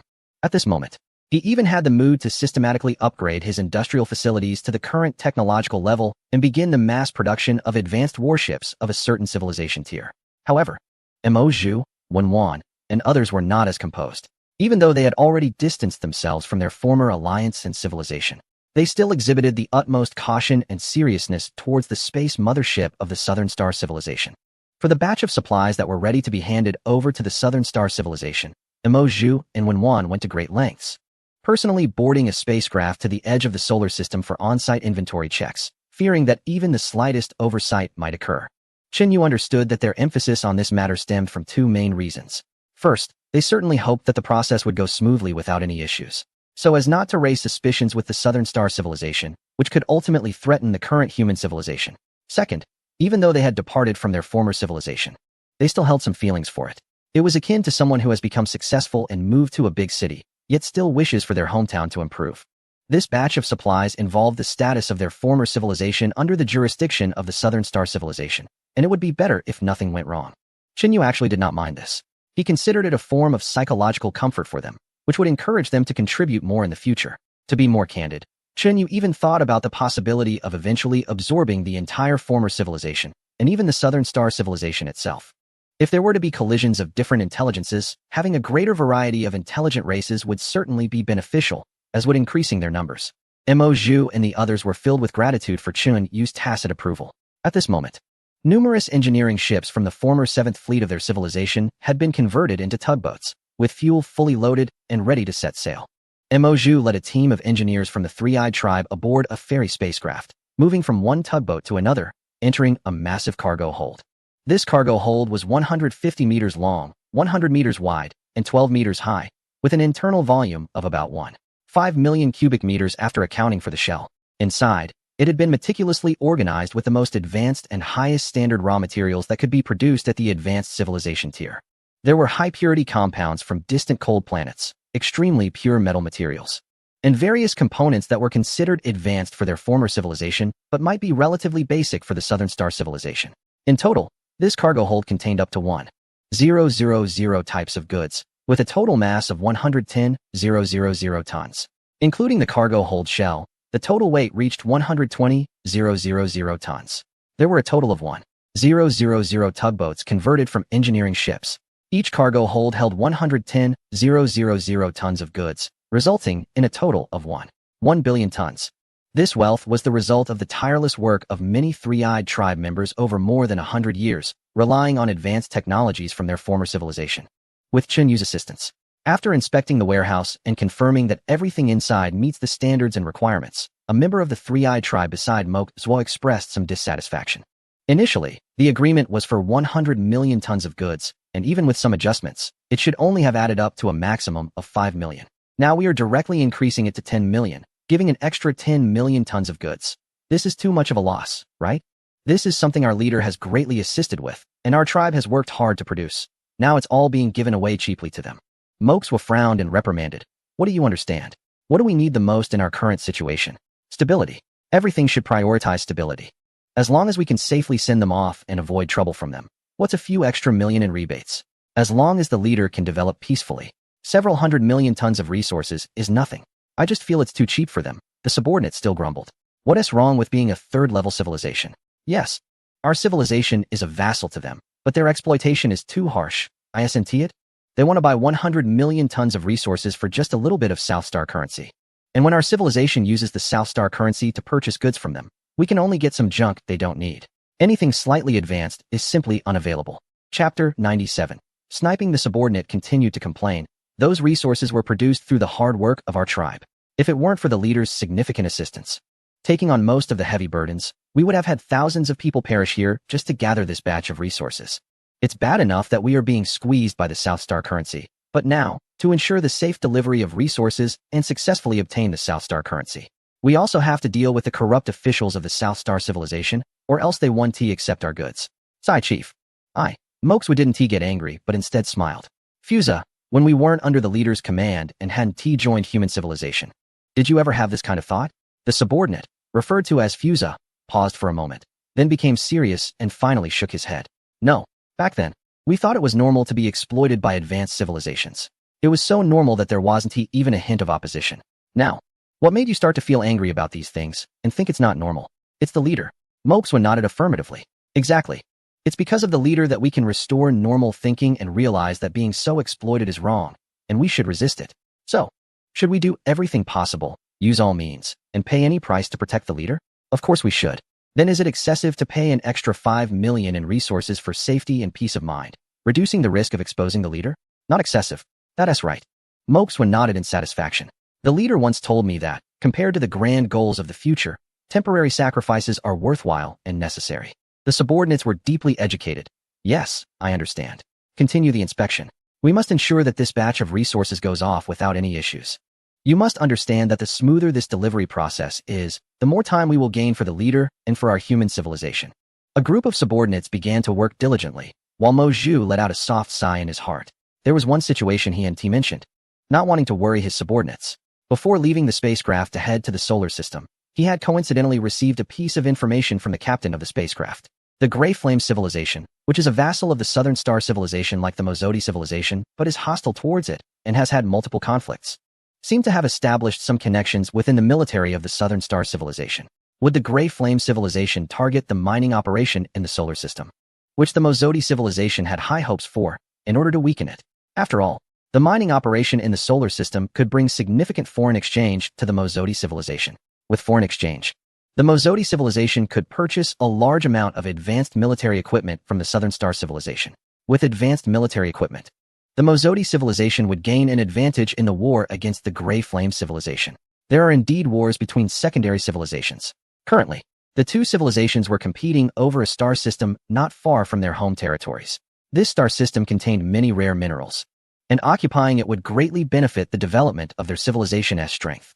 Therefore, it would be quite normal and likely for the Grey Flame Civilization to launch a counterattack against this operation. The additional resources were meant to mitigate any potential strikes from the Grey Flame Civilization, eliminating extra risks that human civilization might face at the early stage and allowing the Mozodi Civilization to reap its intended benefits. As for how to operate this, Emoju already had some ideas in mind. It was simply a matter of paving the way with money, resources, and finding some backing among the Southern Star Civilization officers on that spacecraft. However, there was no need for his subordinates to know these matters. At this moment, in the vastness of space, billions of kilometers away from the sun, outside the main control room of a massive ship shaped like a character for foam, the deputy captain of the Yunguang spacecraft, Ajuo, was always mindful of his image. He stood in front of a mirror, observing his attire. The Ajuo in the mirror stood at an impressive height of 12 meters, which was one of the things he was most proud of. With handsome features, short blue hair, and healthy, strong-looking skin that shone black, coupled with a wide white robe designed according to the latest fashion trends, the Ajuo in the mirror looked both dashing and tall. It was this remarkable appearance that helped him win the heart of a beauty and become the son-in-law of a senior military official, thus attaining his current status and position. At a young age, he was already the deputy captain of one of the main military spacecraft, the Yunguang, and it would not be an exaggeration to call him a dragon among men. One day, the Yunguang spacecraft would be renamed the Ajuo. I will achieve this pivotal leap. Of course, after the captain of the Yunguang is promoted even further. The captain of the Yunguang, although not as tall and handsome as himself, had a family background that was even greater than that of his father-in-law. Unless the captain ascended, he had no hope of becoming the captain himself. Deputy Captain Otto. Captain Yunguang invites you in. All right. After making a final adjustment to his clothes and smoothing out a few wrinkles, Otto solemnly walked towards the command room. Looking at Yunguang, who stood at only 105 meters tall, Otto felt a flicker of jealousy in his heart, but maintained a respectful demeanor on his face. Yunguang casually glanced at Otto and said, "Sit." "Yes. Is there something on your mind?" After organizing his thoughts, Otto replied, "It's like this. Currently, on the battlefield of Wangliang 3, both sides are at a stalemate. The supplies dispatched from the solar system are crucial, even related to whether our offensive can be sustained." Yunguang replied nonchalantly, "Indeed." Otto continued earnestly, "The Mozodi people are always laid back and lazy. I'm worried that these supplies might encounter issues." Yunguang narrowed his eyes, understanding immediately, but still kept a calm demeanor. "Oh, do the Mozodi people have the audacity for that?" "Captain, it's not a matter of whether the Mozodi people have the audacity. It's that once the supplies arrive, even if they are substandard, we will have no choice but to accept them." The Yunguang-class mothership would skim past the sun at a minimum speed of 10 times the speed of light, while the Mozodi civilization's cargo fleet would accelerate in advance, and the two would meet in space. At that point, the Yunguang-class mothership would have already passed the solar system and would not be able to slow down and turn back. Even if the supplies were substandard, we would have to accept them begrudgingly. Chapter 98. Inspection Team Otto was indeed stating the reality. However, Yunguang knew well that such a situation could not happen. Although we would have to begrudgingly accept them, if it affected the overall war situation, the subsequent penalties would be beyond what the Mozodi civilization could bear. They simply did not have the audacity for that. Yet, Yunguang maintained his composure, nodded, and sighed. It is indeed the case. So, my dear Otto, do you have any suggestions? Otto felt a surge of joy in his heart. How about sending me to the solar system now to personally inspect the supplies? If they are substandard, let them provide replacements from their inventory. Once I confirm the supplies are qualified, we can have them loaded for transport. This way, we can ensure everything is foolproof. However, that would not comply with the rules. Yunguang appeared somewhat troubled. The speaker has repeatedly emphasized that we must uphold fairness and justice in dealing with subordinate civilizations and should minimize interference in their internal operations. When we received supplies from the Gray Flame civilization, we did not conduct prior inspections. In the Nanxing civilization system, the speaker is the highest leader of the civilization. At this moment, upon hearing Yunguang mention the Gray Flame civilization, Otto felt a chill in his heart, instantly realizing that Yunguang was fully aware of everything. However, he only mentioned that it was against the rules without outright saying it couldn't be done. It seemed he was waiting for Otto to make a proposal. Otto understood this and became even more respectful in his demeanor. Of course, the speaker's orders must be followed. Our Nanxing civilization has always maintained a fair and just attitude towards subordinate civilizations, but the Mozodi people are different from the Gray Flame people. The Gray Flame people are known for their meticulousness and rigidity, and their supplies are unlikely to have any issues. This war is crucial for our civilization, and it even subtly involves the speaker's agenda and the matter of promoting to a level 4 civilization. We cannot afford any mistakes, so it is only right that we proceed with caution. While saying this, Otto inwardly cursed. What nonsense about fairness and justice for vassal civilizations. You think I can be fooled by such words? The family of the speaker is the most ruthless when it comes to exploiting lower civilizations. And your family is no better. Don't think I'm unaware of your connections with the Nok civilization. Back then, the family to which Yunguang belongs supported the overthrow of the Nok government in secret to squeeze out more benefits, leaving it in a state of collapse. And it has now fallen to the bottom among vassal civilizations. Hearing Otto's words, Yunguang felt a twinge of displeasure. Humph. Trying to pressure me with the speaker's agenda? Dream on. You've taken benefits from the Gray Flame civilization and want to target the Mozodi civilization without giving me enough in return? Dream on. Despite these thoughts, Yunguang maintained a warm smile on his face.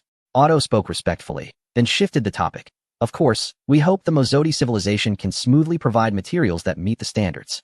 However, I believe that if the Mozodi civilization dares to pass off subpar goods as acceptable, we cannot condone such behavior. I suggest that if we do find inferior materials, all of them should be confiscated. As for the battlefield at Wangliang No. 3, the 6th Fleet has been shouldering the main defensive task there and has suffered significant losses and pressure during this time. It would be better to allocate half of the confiscated goods to the 6th Fleet.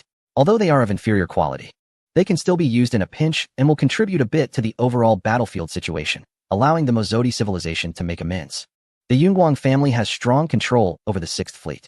Saying that half of the confiscated goods would be allocated to the 6th Fleet essentially means they are being given to Yunguang. Yunguang understood that the so-called inferior goods were merely Otto's way of disguising good as bad to seize what rightfully belonged to them. However, only half is not enough. Yunguang scoffed internally, while still smiling. I've heard that the Blue Moon civilization has shifted its strategic focus and intensified its attacks on planet number 3. The pressure on the 6th Fleet has already exceeded previous levels. Half of the confiscated inferior goods may not be sufficient. Damn, this bastard is really calculating. Otto cursed internally, his demeanor becoming increasingly respectful. Your judgment must be accurate. In your opinion, how much should be allocated to allow the 6th Fleet to continue? Yunguang replied, 70% would be appropriate. This way, we can contribute a bit to the overall battlefield situation. The soldiers are fighting bravely on the front lines. We have to do something. Otto hesitated. However, the 9th Fleet also has heavy assault tasks. According to statistics, their ship's ammunition capacity has dropped below 70. And the situation is serious. I believe we should allocate some to the 9th Fleet as well. The two engaged in a round of haggling, ultimately agreeing on a distribution of 65 to 35, with Yunguang taking the larger share and Otto the smaller. As for how Otto would stir up the Mozodi civilization, that was not Yunguang's concern. After finally completing the difficult negotiations with Yunguang, Otto's expression darkened the moment he left the control room. I'll do the work. I'll take the blame, and you do nothing but want to take 65, he thought. It's a pity that circumstances are stronger than individuals. There's nothing I can do. Otto pondered. He still needed to find a way to extract more from the Mozodi people, then falsify accounts to fool Yunguang. Furthermore, he had to think of ways to manage the internal affairs of the civilization, trying to pin the blame on the Mozodi civilization for committing fraud and delaying military operations. Remembering the benefits promised by the leader of the Gray Flame civilization, Otto's mood improved slightly. At this moment, in the spaceship's control room. Yun Guang was well aware that the matter was ultimately handled by Otto himself. This guy would definitely falsify accounts to deceive him. Such things were inevitable. As long as it wasn't too excessive and the final real division could be maintained at 6-4, he could accept it. But if Otto went too far, humph. Don't forget, I'm the captain. Having made up his mind, Yun Guang casually sent a message via electromagnetic waves in the direction of the distant star, which would be presented to Mo Zhu a few months later. Captain Yun Guang of the Yun Guang spaceship, addressing His Excellency Mo Zhu, commander of the 7th Fleet of the Mozodi civilization. In light of the cooperative matters between our civilizations, your side needs to provide our side with various supplies totaling 100 million tons to ensure the smooth delivery of this batch of supplies. We have decided to send an inspection team led by Deputy Captain Otto to your location to inspect and receive the supplies. The subsequent transportation matters will be decided by Deputy Captain Otto, and your side may confirm the details with him. The inspection team is expected to arrive in 2 years. Please make the necessary preparations. Wishing you all the best. Chapter 99. Sedna looking at the message in front of him, Mo Zhu's 3 eyes narrowed slightly, and his arms trembled uncontrollably. His expression was very gloomy, as if it could drip water. What he feared most had come true. In order to keep the secrets of the solar system from being exposed, they were willing to pay an additional 5 in kickbacks. Yet, the Southern Star civilization actually played the card of sending an inspection team to the solar system for an on-site check, something he never anticipated. The arrival was certainly not a good omen. It must be the Gray Flame civilization. It had to be the Gray Flame civilization. Mo Zhu gritted his teeth. He had long heard that the Gray Flame civilization was also working to establish connections with the military system of the Southern Star civilization to target the Mozodi civilization through arms procurement and military cooperation. This Deputy Captain Otto must have received benefits from the Gray Flame civilization. Once Otto arrived in the solar system, he would undoubtedly do things that Mo Zhu could easily guess, even if he thought about it with his heels. It would be nothing more than nitpicking, suppressing, and then downgrading their produced goods to inferior quality, while simultaneously blaming the Mozodi civilization for delaying military operations. In the end, all the blame would fall on the Mozodi civilization, while the benefits would go to Otto and the Gray Flame civilization. However, even though he clearly knew the consequences, Mo Zhu felt completely powerless. Considering the communication delay, this matter had already been decided several months ago. The inspection team led by Deputy Captain Otto has already set sail towards the solar system. There's no way I can allow him to turn back. Otto's arrival in the solar system has become inevitable, leaving aside what punishments the Mozodi civilization might face later. How can the secrets of human civilization be preserved at this moment? Mo Zhu stood up, quickly tidied his appearance, and opened the communication panel in front of him. The figure of a young human appeared on the screen.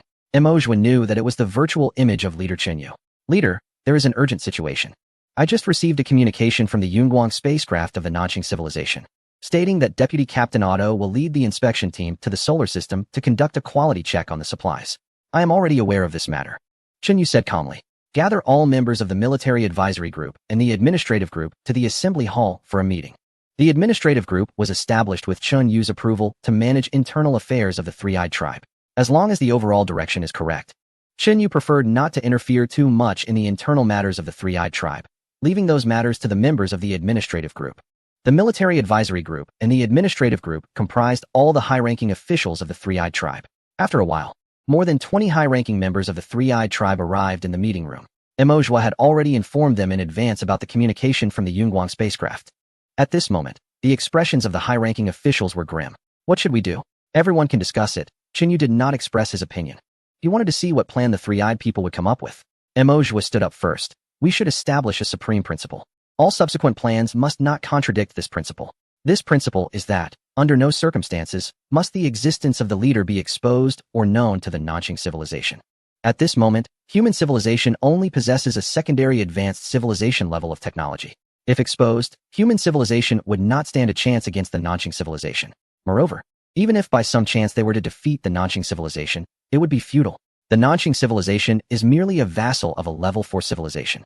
Above that level 4 civilization, there are level 5 civilizations, and at the top, there are level 6 civilizations. Exposure would mean destruction. Wan slowly nodded. We also need to recognize a reality, that Deputy Captain Otto's arrival is unstoppable. We have no way to make him turn back. Otto is coming to stir things up for us. We cannot bribe him, or rather, we cannot afford the cost of bribing Otto. After some discussion, several principles were quickly confirmed. After further deliberation, a seemingly only viable plan was presented to the group. All supply reserves would be moved to deep space, far from the inner solar system, as far away from Jupiter as possible, in order to conceal the existence of the leader and numerous bases through distance. At the same time, during Otto's inspection, we would promise him benefits and make concessions as much as possible. We have about 5 million tons of various supplies in our warehouse, and we can offer all of them to Otto. We should also try to meet his other unreasonable demands as much as possible. Everything must be prioritized to ensure that the leader remains unexposed. The 5 million tons of supplies are intended to be held back until the next arrival of the space carrier, to be exchanged for foreign currency. Every single item among these supplies embodies the hard work and labor of the Mozodi people, as well as the computational contributions from Chinyu. Yet now, they are about to be given away without any return, merely hoping that the deputy commander will show them some leniency. Emoju looked at the virtual image representing Chinyu. Leader, what do you think? Chinyu sighed inwardly. He did not hear the answer he wanted from Emoju. However, he still did not express anything and simply said, if you think it's acceptable, then let's proceed this way. Understood. We will set off immediately to prepare. There are less than 2 years left until the deputy commander's arrival. Time is tight, and everything needs to be done quickly. Watching the many high-ranking members of the Three-Eyed Clan depart, Chinyu thought to himself, perhaps having stayed in the Star Alliance for too long. Some rigid frameworks have become barriers for the Three-Eyed people, making it understandable that they cannot break free from their psychological constraints. I cannot be too harsh on them. Let us see how the situation develops. Under the command of Mo Zhu and with Chun Yu's assistance, the supply base, originally stationed in the Kuiper Belt near Pluto, and the 1,000 engineering ships converted into tugboats are now setting sail again, heading towards a direction further away from the sun. The final destination of this voyage is Sedna. Sedna is a dwarf planet located extremely far from the sun. Its distance from the sun can reach about 14 billion kilometers at its farthest, and currently, it is about 3 billion kilometers away, far exceeding Pluto. Its diameter is over 1,000 kilometers, and its mass is sufficient to allow it to take on a spherical shape. Stationing the fleet here can maximize the avoidance of the deputy commander's scrutiny of the inner solar system. A series of arrangements took over a year to complete. At this moment, the telescope array reported that a faint plasma luminescence had been detected in a very distant location. Based on the trajectory and speed estimates, Chinyu concluded that this luminescence should be the spacecraft carrying the deputy commander. This discovery made all those in the know, including Mo Zhu, tense up again. Chapter 100, Dwarf's Sedna Spaceport. Thousands of large cargo ships and tugboats are slowly rotating around the reddish Sedna. In the center of the port, a newly constructed base is rotating to create gravity, where Mo Zhu, Wenwan, and other high-ranking members of the Three-Eyed Clan are silently waiting at the entrance. At this moment, the base has adjusted its gravity, air composition, and atmospheric pressure to suit the living conditions of the Nanqing people. Although this is clearly a base for the Three-Eyed people, the gravity in the living environment of the Nanqing people is higher. Currently, the gravity here is a bit too high for the Three-Eyed people. Moreover, they have to wear heavy space suits, which makes them feel even more burdened. Some individuals with weaker physical strength have had to sit down. Yet despite this, not a single Three-Eyed person dares to leave. Because the deputy commander, Ajuo, of the Yunguang space carrier, is now approaching this place. In no more than an hour, he will arrive at this base. To show deference and respect, all high-ranking members of the Tri-Eyed Clan must remain here. The absence of even one person would be seen as a sign of disrespect towards the dominant civilization, which could lead to consequences that are unbearable for Mo Zhu. During the long wait, a sleek, beautiful red spaceship came into view of the Tri-Eyed people. The ship slowly docked with the base, and after a long while, the hatch finally opened. Before this, Mo Zhu and others had already positioned themselves on either side of the hatch. A being from the Southern Star civilization, standing only 12 meters tall and just reaching Mo Zhu's chest, stepped out. His dark face was filled with arrogance. Although one had to look up to see the faces of the Tri-Eyed people, his gaze seemed to look down upon them. Is this the intelligent life of a level 3 civilization, the Southern Star civilization? So short. From now on, I'll call you the dwarfs, Chinyu thought to himself, somewhat amused as he observed the scene through the monitor. After the dwarf appeared, Chinyu saw Mo Zhu cautiously hunching his body to appear shorter, then jogging up to Otto with a face full of respectful and flattering smiles. Honorable Lord Otto, the commander of the 7th Fleet of the Mozodi civilization awaits your arrival. Otto did not glance at Mo Zhu, leading his entourage forward without acknowledging him. His attendants also ignored Mo Zhu entirely. Mo Zhu's outstretched hand froze in midair. A flash of humiliation crossed his eyes, and his face turned slightly red, clearly filled with anger. In the past, Mo Zhu would not have felt any anger or humiliation from such treatment, believing it to be the right of the dominant civilization. Normal for a superior civilization to treat a vassal civilization this way. However, after living within human civilization for so long, his sense of dignity had slowly awakened. He controlled his anger and continued to hunch his body, following behind Otto. Otto entered the base, surveying the hall that had been deliberately arranged according to the cultural aesthetics of the Southern Star civilization. He stomped his foot and huffed. If you don't understand aesthetics, don't mess things up. A perfectly good place turned into a garbage dump by you. Emoju endured and said nothing. Where's the cargo? Start the inspection. Emoju cautiously replied. Honorable Captain Otto, you've traveled a long way and must be tired. Would you like to rest first? Your lounge has already been prepared. His words were automatically translated into Southern Star language and reached Otto's ears. Otto turned his head, looking at the tall and thin Emoju with a half smile. I said, start the inspection. Don't you understand? Emoju felt a drop of cold sweat on his forehead. He immediately responded, yes, yes, yes. Please follow me. The group then boarded a shuttle ship, traveling from the base to a cargo area. Emoju had thought Otto would have his subordinates meticulously inspect the goods, nitpicking and finding faults. However, Otto merely glanced around and waved his hand. The goods here are all qualified. Move on to the next. When did Otto become so easy to talk to? Or is there some conspiracy waiting for me? Emoju was filled with unease. When he arrived at the second warehouse, AO Duo still just took a cursory glance and declared it acceptable. The same happened with the third warehouse. The fact that 3 consecutive warehouses passed inspection made Emoju truly start to have doubts. His heart grew heavier, and his actions became increasingly cautious. When the fourth warehouse arrived, AO Duo casually walked up to a container and pointed at the seal. Open it. A few members of the three-eyed race immediately stepped forward to open it. Inside the container were parts that roughly presented a cross shape. Emoju did not know what these parts were for in the context of the Southern Star civilization. He had merely manufactured them according to the production standards and performance requirements sent by that civilization. AO Duo casually picked one up and said, self-locking frame? I remember the processing precision requirement for this part is 130 nanometers, right? Yes. Check it. AO Duo handed it to his aide behind him. The aide took out a piece of equipment that Emoju did not understand and began the inspection. AO Duo felt slightly tense but remained calm. He knew very well that he had manufactured this batch of materials with the utmost precision, and they could not possibly be substandard. Report to Captain AO Duo. The component's precision is qualified. Emoju breathed a sigh of relief. Check the hardness, smoothness, impurity content, and angles. AO Duo listed several performance indicators in one breath. Afterward, he smiled and glanced at Emoju, as if to say that there must be at least one indicator that did not meet the standard. The high-ranking officials of the three-eyed race fell silent, their hearts quietly rising, afraid to speak. Emoju felt more cold sweat on his forehead. Even if he had been meticulous in the beginning, having produced so many components, randomly selecting one and expecting all indicators to meet the standards left him with little confidence. Moreover, it was clear that AO Duo was deliberately looking for flaws, and any slight deviation would likely be magnified by him.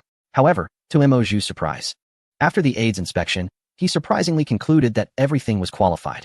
That was close, Emoju thought to himself, relieved. AO Duo smiled at Emoju and said, not bad. It seems that you Mozzotians are quite rigorous. Emoju respectfully replied, for the greater war effort, our Mozzoti civilization will certainly spare no effort. AO Duo nodded, then suddenly relaxed his grip, and the part dropped to the ground with a clink. Sorry, I didn't hold it steady. AO Duo bent down with a smile to pick it up and handed it back to the aide. Check those indicators again and see if they still meet the standards. Emoju's eyes widened in shock. Chapter 101, a quarter. How could this be? For such highly precise components, even a slight bump, no matter how minor, would inevitably affect the part. This bump almost certainly meant it no longer met the original design standards. So this was a trap waiting for me. Emoju quietly clenched his fists, but still dared not move. AO Duo's dark face still bore a smile as he looked at the high-ranking officials of the Mozzoti civilization's 7th Fleet. After inspecting the item with a device that was incomprehensible to Emoju, Otto's attendant said, this is substandard. No, it doesn't even qualify as substandard. The processing error has reached 800 nanometers, the angle has deviated by 1,000th of a degree, and the impurity content is too high to be usable. Otto took the part, smiled at Emoju, and said, the Southern Star civilization has entrusted your civilization with the important task of producing this batch of materials. And for this, they even allocated a mothership to transport you here. And this is how you repay their trust? By bringing me some substandard goods? One of the three-eyed individuals could no longer contain his anger and cried out, Captain Otto, it was originally qualified. It was because you dropped it on the ground. Shut up. Emoju's heart tightened, and he immediately turned to reprimand. But Otto waved his hand with a smile to stop him and looked at the three-eyed senior who had just spoken. Is that so? Did I drop it on the ground? He turned to his attendant. Did you see that? Report to the captain. No? Otto shrugged. So did you see it wrong? Or am I lying? The three-eyed individual gritted his teeth and forced out a few words. I'm sorry, Captain Otto.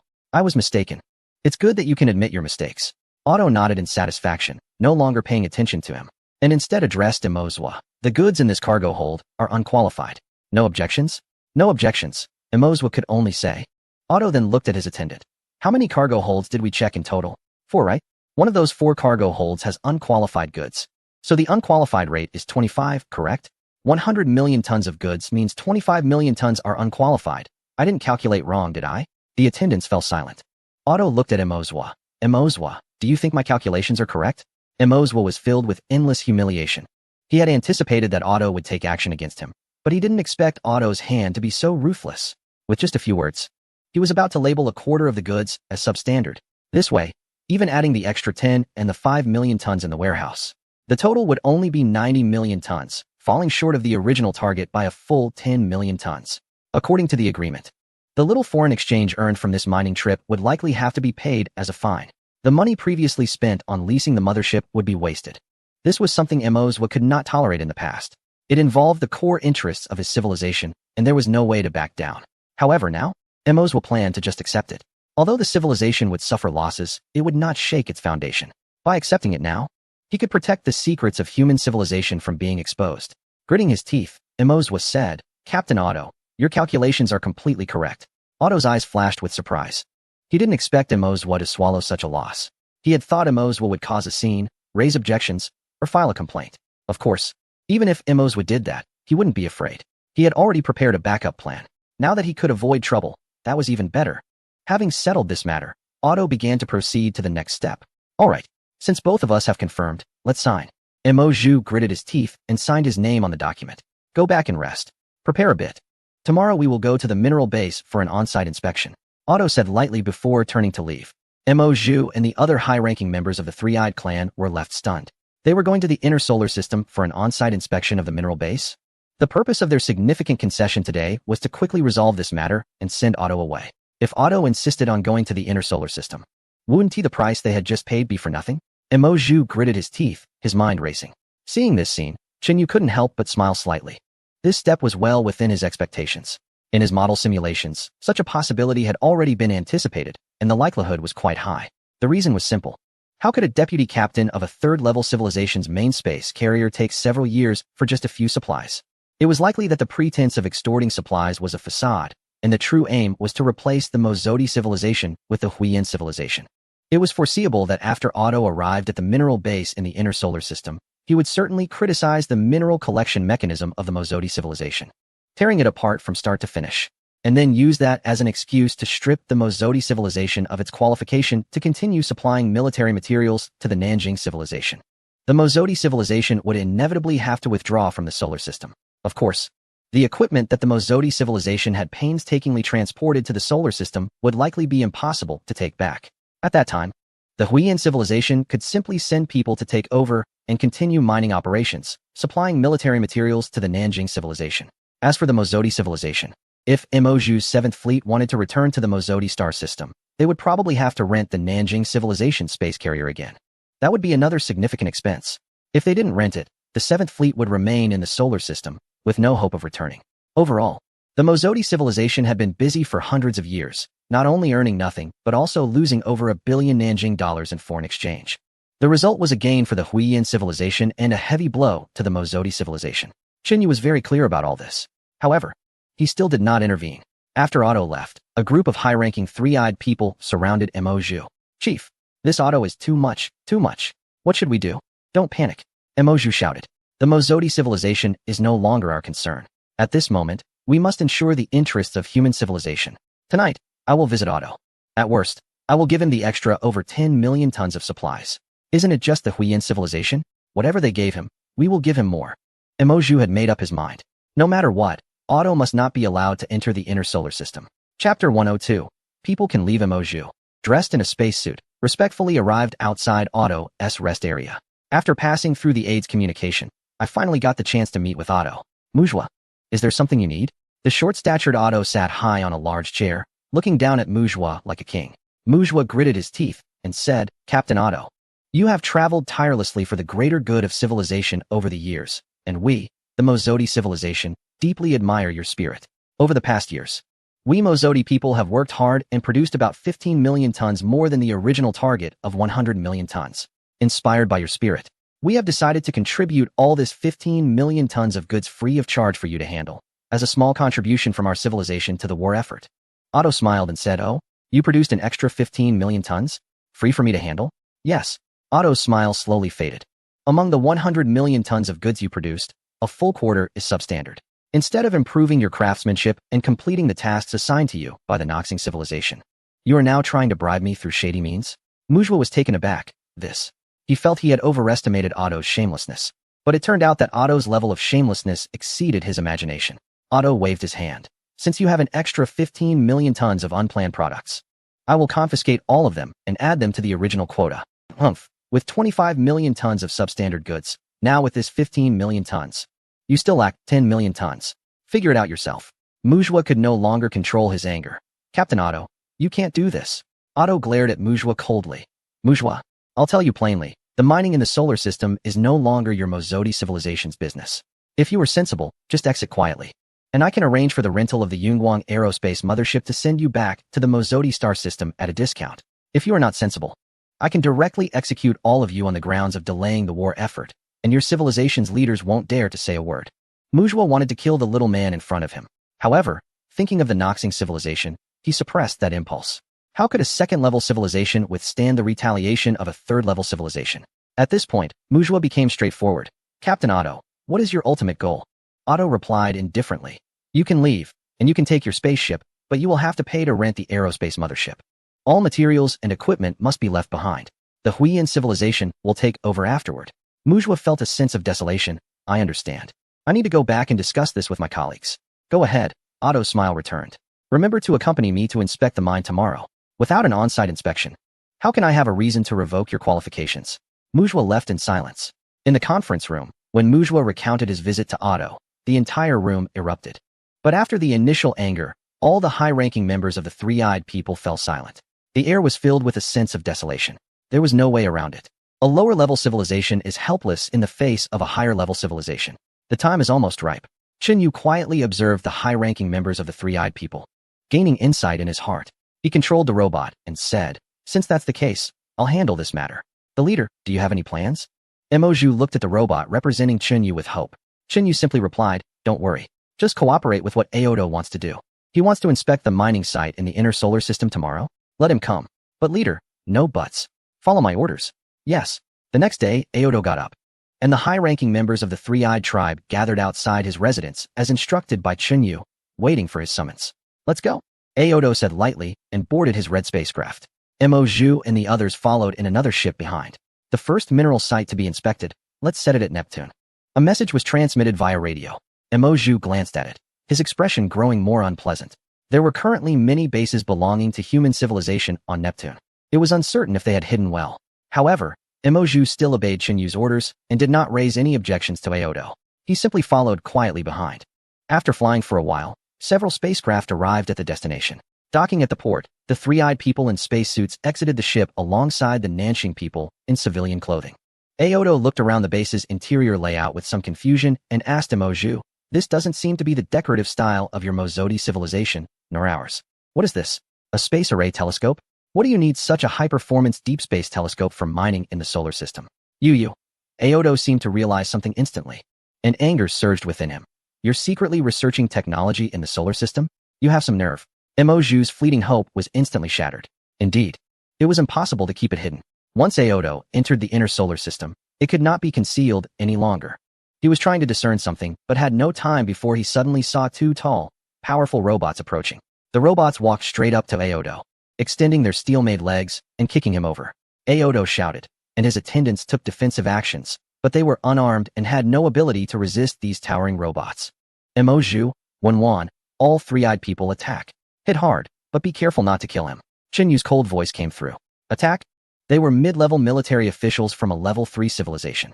If they hit them, forget it. I've endured these bird people long enough. The leader said to attack. So it must be fine. Let's go for it. Damn it. How dare they bully us like this? Attack. Under Yu's command. The high-ranking members of the three-eyed tribe instantly lost their rationality. The oppression they had endured during this time had reached its limit, and they could no longer bear it. Attack! More than 23-eyed individuals surged forward, following the two armed robots, directly knocking down a total of 20 individuals from the Southern Star civilization, including Otto. Otto screamed in agony, rolling on the ground in pain. Even though he was unable to get up at this moment, he still found it hard to believe. The Mozodi people dared to strike me? Chapter 103 Simple Solutions. Although I, Otto, am merely a mid-level officer among the vassal civilizations of the Southern Star civilization, which secondary civilization would dare to show me any disrespect? Aren't they all like servants? Even if I took their daughters as playthings, they would still have to wear a smile. The Southern Star civilization is a third-level civilization. Just a single fleet could annihilate a secondary civilization. By leveraging connections and creating some obstacles, I could easily cause a secondary civilization to suffer heavy losses. Moreover, the first review a secondary civilization faces when attempting to ascend is from the Southern Star civilization. How could they dare? How could they possibly dare to be disrespectful to me? It is precisely for this reason that, despite having only one spaceship, which is not even a warship, and just a handful of attendants, I could swagger into the solar system. Because I have a strong backing behind me. Every secondary civilization knows the consequences of provoking me. But now, they actually dared to strike me? And so fiercely? Maju, are you insane? The Southern Star civilization will not let you off. The leaders of your Mozodi civilization will not let you off either. You will pay for what happened today. Your entire civilization will bear the consequences. Stop hitting me. Otherwise, your entire civilization will face annihilation. Are you all mad? Stop it. I promise I won't tell anyone about today. Your supplies can still be made acceptable. Stop it. I was wrong. Otto was being struck and rolling about, his body oozing dark green blood, making him look utterly wretched. But the resentment and hatred in his heart did not dissipate in the slightest. As long as I can return to my civilization, I swear, I will use all my power. I will make you pay. I want your Mozodi civilization to perish. Perish. They continued beating him for a long time, until Otto and the other Southern Star individuals were all sprawled on the ground, unable to stand. Only then did the beating come to an end. Maju relaxed his fists, feeling a sense of refreshment he had never experienced before. It seemed as if some shackles in his heart had unknowingly disappeared. Dozens of robots appeared and directly pulled these Southern Star individuals up. Let go of me. Let me go. I was wrong. I won't dare again. Where are you taking me? Let go. Otto screamed desperately, but the robots paid him no mind, directly tossing all the Southern Star individuals into a large room, then immediately sealing the steel door. Meeting. With Chun Yu's command, more than 20 high-ranking three-eyed individuals gathered in the conference room. At this moment, the previous passion and anger had gradually faded. A sense of unease once again occupied their hearts. Chun Yu controlled a robot and sat at the head of the conference table. Looking at his subordinates, Chun Yu slowly said, I have always said that yielding will only make the enemy more ferocious. When facing the enemy, the only way is to strike back decisively. If we hurt them and let them know that provoking us will come at a cost, they will behave. Emoju lowered his head, feeling somewhat ashamed. The previous dealings with a certain individual perfectly illustrated this point. He had continuously yielded, tolerating a waste rate of 25, even accepting the encroachment on their extra reserves. But what was the outcome? The result was further greed from that individual. Now, after striking them, that person immediately began to plead for mercy. Chun Yu sighed slightly. But this is not really important. I believe you all understand this principle. I don't need to elaborate.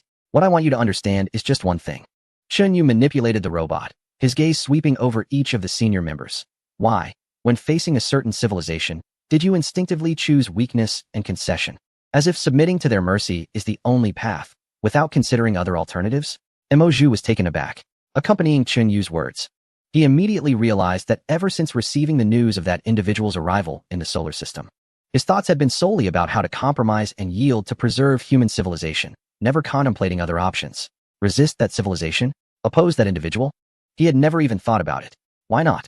Emoju deeply analyzed his own feelings, gradually coming to an understanding. It was because he had been in the alliance for too long. The notion that higher civilizations cannot be opposed had transformed into a guideline, an instinct, ingrained in his subconscious. One of the senior members quietly said, but, leader, we do not have the capability to resist that civilization. This was indeed true. Chun Yu admitted directly, at the same time, apart from hoping to compromise and yield to placate that individual, we have no other means. But I still choose to take action against him. Do you know why? Why? The senior members were all taken aback. Chun Yu slowly explained. Because we have no means other than yielding to placate him. But he has. He knows exactly what methods can safely resolve this matter. Therefore, I must first subdue him. Only then can I make him cooperate. That individual was the deputy captain of a certain mothership, a mid-level officer in the military of that civilization. He was well versed in the internal protocols, interpersonal relationships, and unspoken rules of the military. What we cannot achieve, he can. Even if we were to directly destroy his ship, he would likely find a way to smooth over the situation. The only prerequisite is that we must first control him and make him submit. Then he might work diligently for us. This was the reason Chun Yu resolutely took action against him. At that moment, the senior members also came to understand. They are not foolish. On the contrary, they can rise to the upper echelons of civilization, each possessing wisdom that surpasses that of ordinary people. This method is actually not complicated. It is quite simple, isn't it? But why has none of you thought of it? Chun Yu slowly asked. Is it because deep down, you cannot even entertain the thought of resisting the Southern Star civilization, which is why this idea never occurred to you?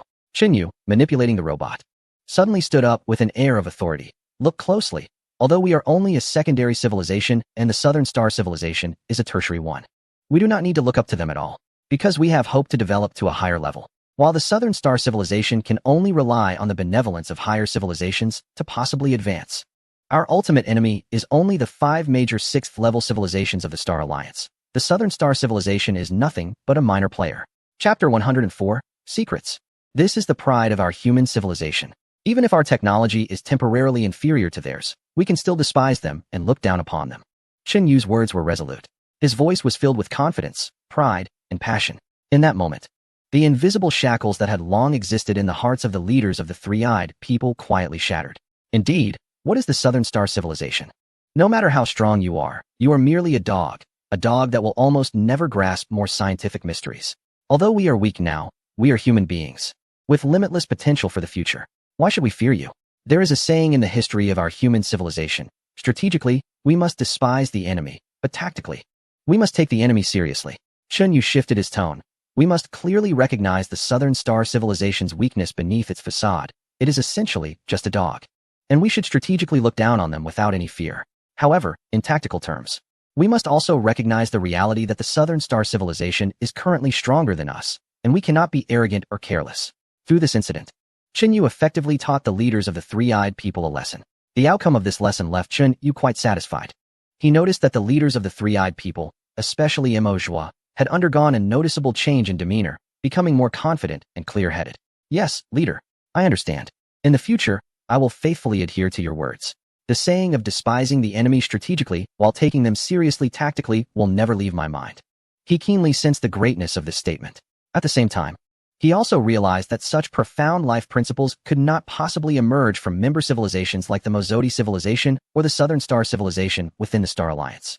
Only human civilization, which has never been constrained by the Star Alliance system and remains fully independent, could give rise to such impactful words. At this moment, in a large metal cell, including Aodo, 20 Southern Star people lay on the ground, constantly screaming in agony. The beating they received earlier was overwhelming. Some had sustained fractures, while others seemed to have internal injuries and were close to death. The despicable beings from that civilization, just wait until I return to a civilized place and see how I will deal with you. But right now, I am so hungry, so thirsty, and in so much pain. Emozwa, I promise you, I will cut off all ties with the other civilization and will no longer target your kind. Let me go, and I will cooperate fully. I can even leverage my influence to request that you ease the import restrictions for your civilization. By the way, the military has recently decided to retire a spacecraft carrier. I assure you, I will convince the commander to sell, no, gift it to you. I will also ensure that as much equipment as possible is retained on board. Otto shouted loudly. With a loud bang, the steel door opened. Otto saw several robots enter. A few beings from the fallen civilization scrambled to their feet, retreating in panic, fearing another beating if they were too slow. The previous beating was indeed severe. However, the robots made no aggressive moves.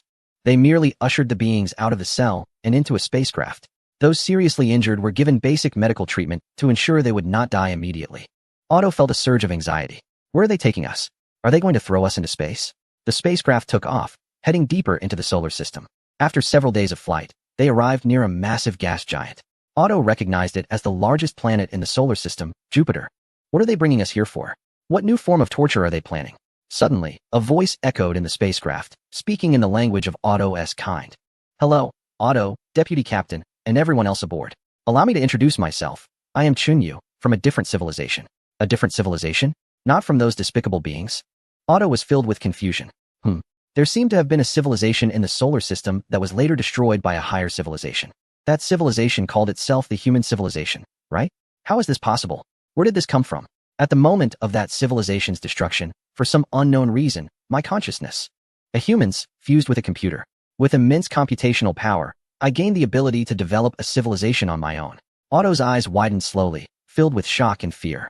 Chen Yu unreservedly explained his state of existence and abilities, even detailing the conflict with the beings from that civilization and how he captured all of them, forcing them to join the human civilization, renaming them as the Three-Eyed Beings. At this moment, the spacecraft had entered the Jupiter system. I understand you may find this hard to believe, but that's all right. Witness my power, and after that, you should believe. At this moment, through the porthole of the spacecraft, Otto clearly saw the fleet within the Jupiter system, darting back and forth, with trails as numerous as the stars in the sky. He saw the massive infrastructure that almost covered every large moon of Jupiter, countless enormous unmanned factories, and an industrial strength that was beyond description. He was so shocked that he could barely speak. At that moment, he truly believed Chen Yu's words, accepting the seemingly absurd reality. However, if it were him, such confidential matters would be kept secret at all costs. He would never allow an outsider to know. Unless... Otto's heart suddenly raced. Instinctively, he closed his eyes, covered his ears, and screamed, I saw nothing. I heard nothing. I have no interest in your secrets. Not at all. Unless he planned to never leave this life. There was no way Chen Yu would let him know these things. Once he was aware of them, any hint of risk or danger in leaving civilization would mean instant execution for him. He would be under comprehensive, all-encompassing surveillance with the utmost seriousness. There would be no hope of escaping from here. I saw nothing. I heard nothing. I'm not interested in your secrets. Otto continued to scream. Ha ha. The response came from the man claiming to be Chen Yu, his laughter echoing. It's too late. You know, and I know, you've seen and heard all my secrets, Otto. With Chen Yu's voice booming like thunder, Otto, who was screaming with his eyes closed and ears covered, suddenly trembled all over and collapsed onto the floor like a deflated balloon, silently shedding tears. This was Chen Yu's strongest declaration of determination. Compared to this method, all others were insignificant. No matter how Chen Yu insisted that he must pledge allegiance to human civilization, threatening instant execution for any betrayal and forbidding him from leaving. Even the most severe wording and immense determination would still leave Otto with a glimmer of hope. He might think that perhaps the situation would change in the future, giving him a chance to leave human civilization and return to his own. But now, Chen Yu had actively shared his most core secret with him, making everything crystal clear. This meant it was impossible. There was no hope. He could never leave human civilization in this life. Once he left, if his secret was exposed, he would die. Even a moment's thought would reveal what measures he would take to prevent Otto from leaving. He would not hesitate to exhaust an entire civilization's resources to hunt him down, even risking a war with other civilizations to ensure he wouldn't escape. Stop thinking about it. You have no hope of leaving. Stay here obediently. At this moment, the last flicker of hope and luck in Aoda's heart was completely extinguished in the face of Chen Yu's resolute declaration. As the conversation between Aoda and Chen Yu unfolded, his attendants gradually came to understand their situation. A wave of immense despair enveloped them instantly. At this moment, leaving the solar system and returning to the Southern Star civilization truly became an unattainable dream. No, it wasn't even a dream. Even they themselves, upon recalling this matter, would instinctively recognize that it was impossible. This notion had been deeply ingrained in their subconscious. What Chen Yu wanted was precisely this effect. He certainly wouldn't let Aoda and the others leave. However, at the same time, he couldn't just kill all these individuals from the Southern Star civilization. That would be absurd. These were beings from a genuine level 3 civilization. Killing them would be a waste. Keeping them around to contribute to human civilization was the right path. Previously, when Mo Zhu led the 7th fleet of the Mozodi civilization to confront him, what was the outcome? Their brains had turned to mush, countless lives were lost. And yet they were still obedient and couldn't be driven away. What was a mere conflict to him? Chen Yu didn't take it to heart at all. He shifted his tone, no longer threatening Aoda, but instead began to discuss another matter. Aoda, as a member of a level 3 civilization, you can certainly flaunt your power before beings of the Mozodi and Huiyin civilizations, being treated like an emperor. But in front of the main civilization of the Southern Star civilization, that level 4 civilization, what kind of treatment do you receive? Let alone you, what about your speaker? Aoda, don't you want to become a member of a level 4 civilization? Don't you dream of personally creating a super civilization with limitless potential? Chen Yu spoke calmly, but there was an irresistible allure in his words. You can no longer leave human civilization, you know it, and I know it. And based on my existence, the immense development potential of human civilization is clear to you as well. Given this, why not stay? Why not take a gamble for the future? Aoda seemed to see a demon with a horn on its head tempting him, although he still resisted internally. Reason constantly told him not to listen, not to believe. Succumbing to temptation would only lead to eternal suffering. Yet another voice of reason whispered contrary conclusions. Since leaving human civilization was impossible, forcibly leaving would only lead to death. The existence of Chun Yu indeed represented an enormous, immeasurable potential. Perhaps he could really advance civilization to level 6. Staying here and contributing to civilization's development might lead to a promising future, where he could potentially rely on a level 6 civilization, roaming the galaxy like an emperor overseeing his domain, with every civilization bowing to him. The two voices debated fiercely within him. Speaker of human civilization. I will stay. I want to contribute to the development of human civilization. Aedu was still caught in a dilemma when one of his subordinates suddenly stood up and shouted, "We, the people of Noxing, may show off in front of the Mazotians. But in front of the main civilization, we are like dogs. I could have become a scientist, but we cannot research more advanced technology. So I had to join the military. Leader, I want to join the human civilization." Aedu gritted his teeth as he looked at this subordinate. Chinyu laughed heartily. In our human civilization, there is no position of speaker. You can call me leader. Do you want to join the human civilization? Very well, what is your name? Leader, my name is Borawa. The Noxing person said eagerly. Good, Borawa, you can join the human civilization. Previously, the Mazotians joined the human civilization and became a race within it. The three-eyed people. The Noxing people will also become a race within the human civilization, the dwarves. Borawa, from now on, you are the chief executive of the dwarves. Except for major events, all daily management affairs within the dwarves will be your responsibility. Chinyu deliberately appointed Borawa as chief executive instead of Aedu. Aedu immediately became anxious. Leader, I also want to join the human civilization. I've realized that staying in the Noxing civilization is just being a dog. The human civilization has limitless potential for development, and I want to contribute to the progress of civilization. Leader, I also want to join the human civilization. Me too. Instantly, 19 other Noxing people shouted together. All right, you can all join the human civilization. Aedu, you will serve as deputy executive, assisting the chief executive in managing the affairs of the dwarves. In the future, I will adjust specific positions based on individual contributions. I will build a spaceship for you as your residence. Once more Noxing people join the human civilization, I will also build a city for you, just like for the three-eyed people. Upon hearing the statement about adjusting positions based on contributions, Aedu seemed to understand immediately and said, Leader, there might be future issues with my joining the human civilization. I know how to eliminate the hidden dangers. Chapter 106. Long-distance communication. Seeing Aedu eager to contribute to the human civilization, Chinyu secretly smiled. There was no rush. You can first learn about our human civilization's information. Aedu was anxious, but Chinyu was not. He first arranged for Aedu and the others to rest, and treated the injured Noxing people, ensuring that no one would die. After that, Chinyu tossed them a pile of materials for them to read on their own. On the other side, Chinyu directly mobilized a cargo spaceship, modified its interior, and added a self-rotation device to create artificial gravity before relocating Aedu and the others inside. At this moment, the number of dwarves was still too small to warrant building a city. That could be considered later when the population increased.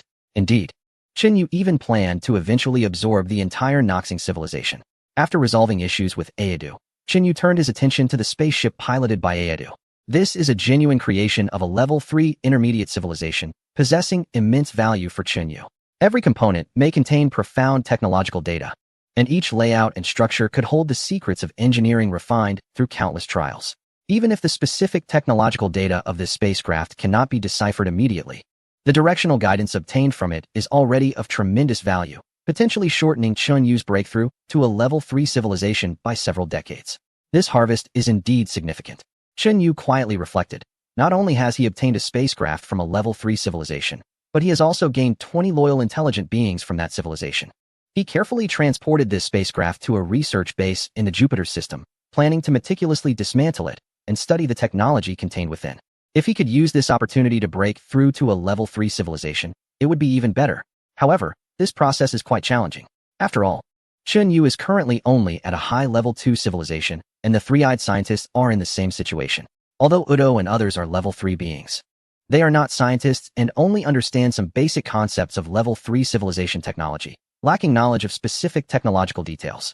It's similar to a modern person running into ancient times and telling ancient people about the mass energy equivalence formula, famously known as EMC. While it may have potential use once the ancient people develop their technology to a certain level, it is of no practical use to them in their current situation. Moreover, this spacecraft cannot possibly contain the entire technological system of the Southern Star civilization.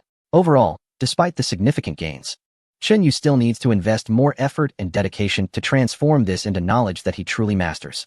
Chen Yu gathered over 10,000 three-eyed scientists to begin the technological analysis of this spacecraft. In the administrative hall of the three-eyed city, he organized a unique meeting. This meeting should have taken place in a hall representing human civilization, rather than in an internal hall of the three-eyed beings. However, given the current small number of races and the limited population of the dwarves, Chen Yu chose to simplify matters. Barova, Udo, and other Southern Star beings entered the hall in spacesuits, feeling somewhat out of place. Up front, Emojua, Wenwan, and other high-ranking members of the three-eyed race were waiting. Under the watchful gaze of the robot representing Chen Yu, Barova, Udo, and others exchanged somewhat awkward handshake greetings with Emojua, Wenwan, and the others, reflecting on how not long ago they were in a fierce conflict. Now they had all become part of humanity, colleagues working together for civilization. An overwhelming sense of unreality washed over them. All right, from now on, everyone has a new identity. Let the past be the past. The future will be entirely new. I urge everyone to cooperate sincerely and treat each other with honesty. The rise of our human civilization is just around the corner. Yes, leader. At this moment, the representatives of the two races solemnly responded on behalf of their respective communities. All right, now the first joint meeting of human civilization is starting. Everyone please take your seats. Following the instructions of a certain leader, the three-eyed beings and dwarves have taken their respective seats. The main agenda of this meeting is to address the potential risks associated with the integration of individuals like Borwa and Otto into our human civilization. To begin this discussion, let's first hear Otto's opinion. Otto has been well prepared over the past few days. At this moment, he has accepted the reality that he must join human civilization and can no longer return to his former civilization. He is a rational individual. Being rational means understanding what actions would be most beneficial for himself at this moment. Clearly, demonstrating his value and striving for a higher status within human civilization would be in his best interest. Thus, this situation presents a natural platform for him to showcase himself. Otto stands up, clears his throat, and says, with breakthroughs in quantum mechanics, once civilization reaches the third level, it will be able to master the technology of instantaneous communication across vast distances. The spaceship I pilot is equipped with such a communication device. Therefore, this spaceship has been maintaining contact with the central mothership. Instantaneous communication technology allows for real-time communication without regard for the speed of light limitations, even over extremely long distances. For instance, if a certain leader uses radio waves as a means of communication with a location 3 million kilometers away, the signal would take 10 seconds to reach there and another 10 seconds to return. Thus, the total communication delay would be 20 seconds. However, instantaneous communication technology can achieve real-time communication between two locations without any delay. The importance of this technology to the leader is evident. If he masters this technology, he can remotely command operations far away, such as construction efforts on Sedna, without worrying about communication delays, even while situated in the Jupiter system. In battle, he wouldn't have to consider delays due to distance in his commands. This technology is crucial for him. Before Otto joined human civilization, the leader was unaware of which level of civilization could achieve instantaneous communication. Later, Otto revealed that once a civilization progresses to the third level, mastering this technology becomes a natural conclusion, allowing the leader to understand its principles immediately. Quantum entanglement. It is confirmed that only the principle of quantum entanglement possesses the potential to realize instantaneous communication. If the third level of civilization can achieve this, then what other principle could it be based on besides quantum entanglement? Chapter 107. Planning. I have maintained a communication frequency with the central mothership every 5 days. The last contact was 2 days ago, which means I must communicate with the central mothership again the day after tomorrow. Otherwise, the captain of the mothership will notice something unusual. One individual remarked, as long as you are determined to stay in human civilization and not return, it is inevitable that the mothership will sense something is off. Even if Aodwa maintained his connection with Yingguang, after a while, when it was time for him to leave, but he didn't, Yingguang would still notice something was off. This was inevitable. Aodwa bitterly smiled to himself. I've made up my mind to stay in human civilization? Well, it's a decision I've made myself. Despite the bitter smile in his heart, his face remained impassive. I know this matter can't be kept hidden for long. Sooner or later, it will be discovered. Once Yingguang senses something unusual, what will be the response plan of the Southern Star civilization? A mid-level military officer, the deputy commander of a main space battleship, goes missing while inspecting a subordinate civilization's mine.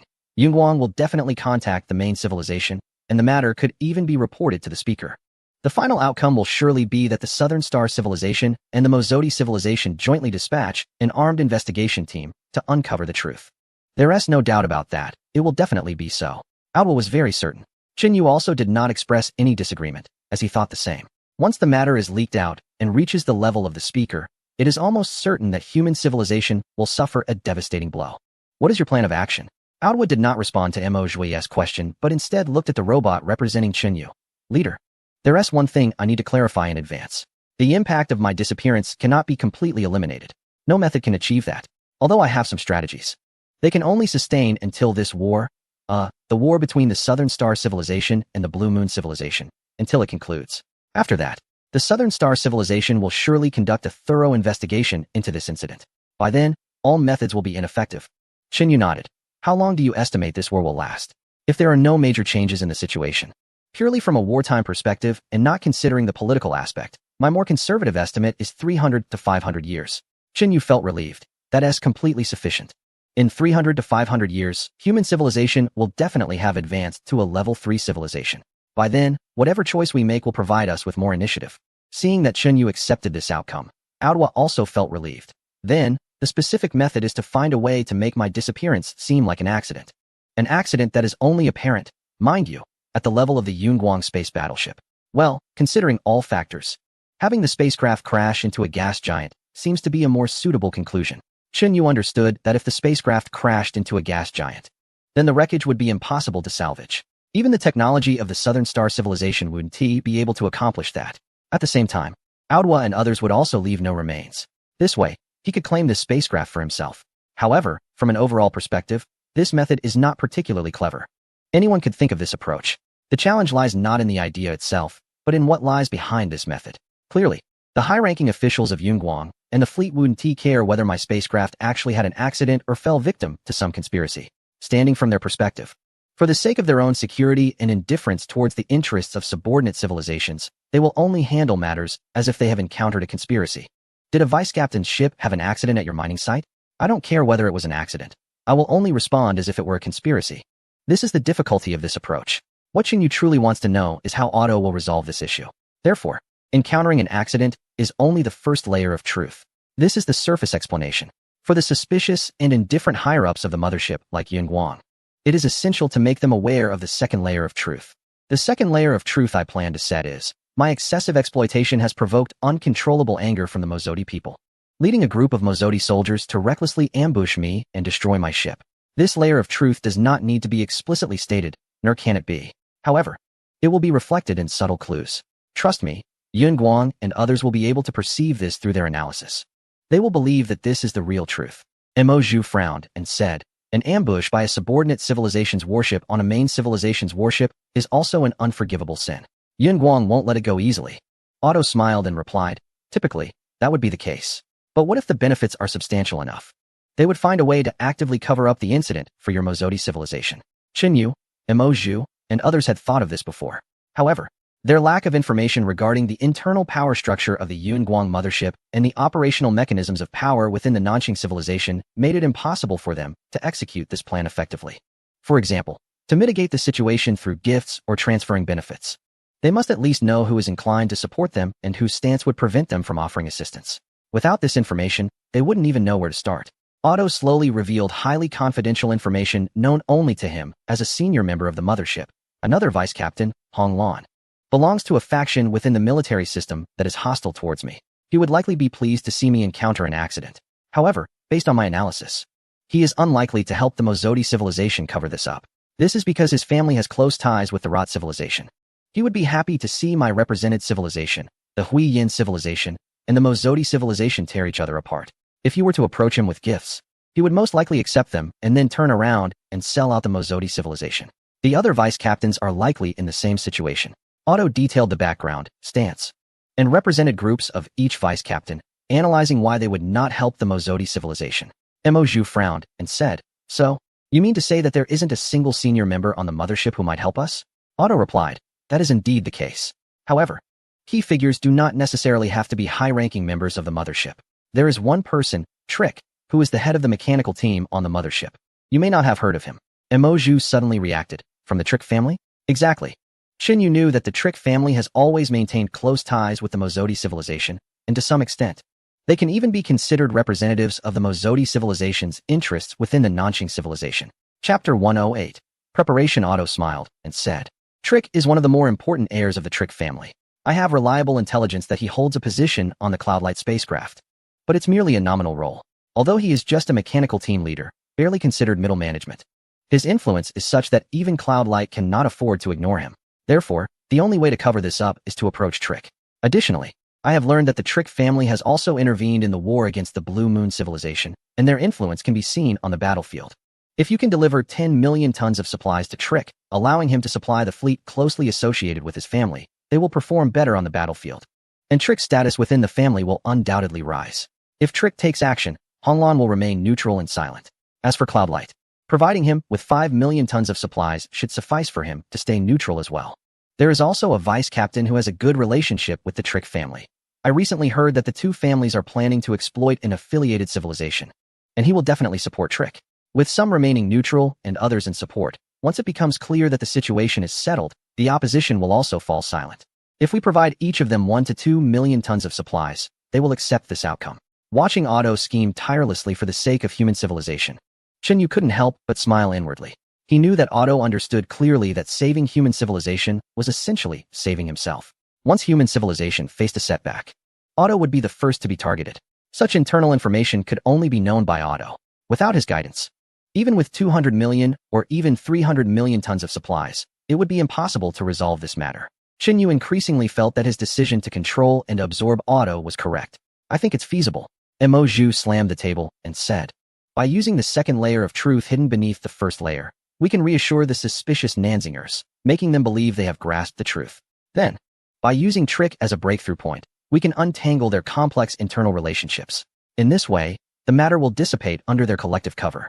Otto shook his head. It can't truly dissipate into nothing. It will only temporarily suppress the situation. After all, the Wangliang Tri-Star War is still ongoing. And you still have value. The Trick family and the Mozoti civilization only have a relationship based on mutual benefit. Once the war ends, if someone brings this matter up again, unless the Mozoti civilization offers substantial benefits, the Trick family won't continue to cover for you. Ultimately, to put it bluntly, this involves a mid-level military officer encountering an accident in the affiliated civilization's mine. Without someone of sufficient weight to take responsibility, how could this be settled? Mo Zhu thought for a moment and sighed. I'm afraid the only one qualified to take responsibility is me. Under normal circumstances, it seems that I and all the senior officials of the 7th Fleet will be escorted to the Nanzinger civilization for trial and execution. Otto silently nodded. This was an unavoidable situation. Money can buy temporary peace, but it cannot buy everlasting security. Trek is well aware of this, and the Trek family will understand it in the future as well. Their involvement this time is merely a way to buy you some time, allowing you to navigate internal relations and gather resources. When the situation arises again, they will expect you to offer enough benefits in return for their protection. Shinyu scoffed, saying, a fish needs to be eaten twice. This Trek family is quite unscrupulous. Odu shrugged. If they can seek more benefits, why not? Besides, by that time, it will be the chief of the Mozoti civilization seeking their favor. Whether they will accept it or not will depend on the specific circumstances. Makshu shook his head. In the future, they can plan as they wish. At this stage, if we can secure 300 to 500 years, 200 years at the very least, human civilization will ascend to a level 3 civilization and no longer have to worry. Exactly. That's why this plan is valuable. Shinyu confirmed decisively. Let's go with Odu's proposal. We can finalize the details later.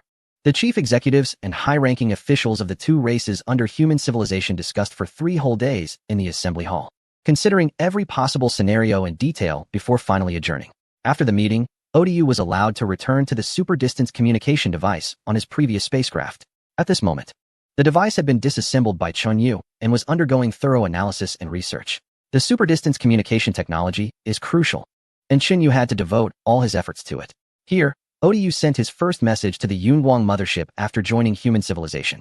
All of the 100 million tons of supplies from the Mozoti civilization are qualified. However, I have classified 25 million tons as unqualified and intend to confiscate them. Additionally, there are 10 million tons of supplies stored in the Mozoti warehouses, which I will also seize. He concealed another 5 million tons, as this aligned with Odu's character. The Mozoti claimed they would protest to their superiors, and some high-ranking officials showed signs of resisting his decision.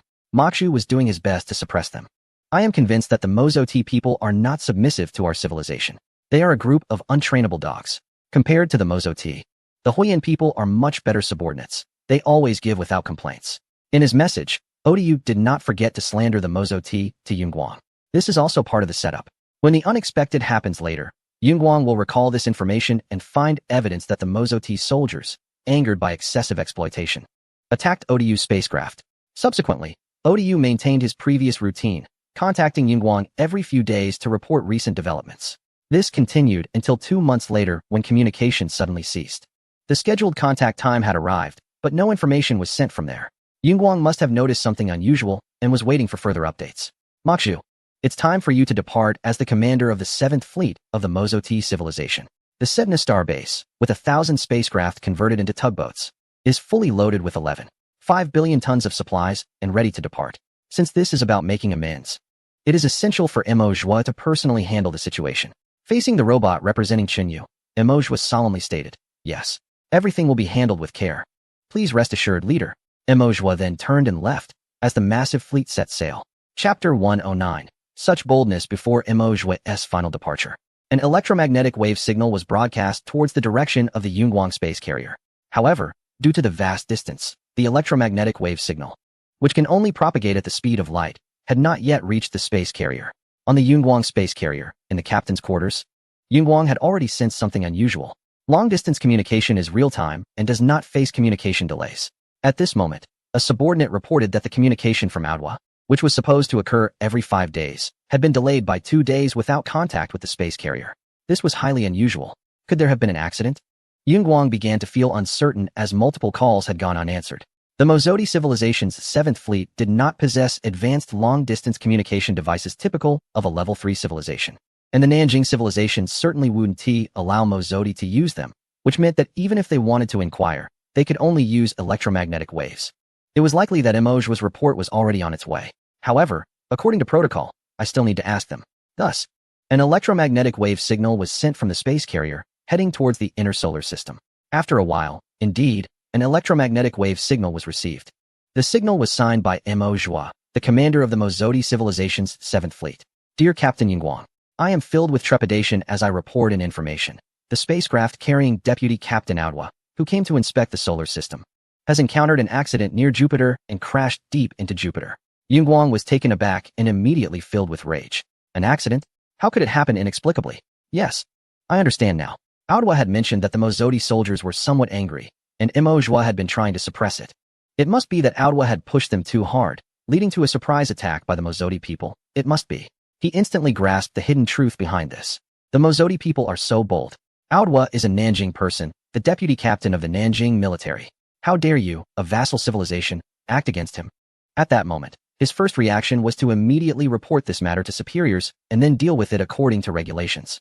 However, Mo Zhua's report seemed to hint at something.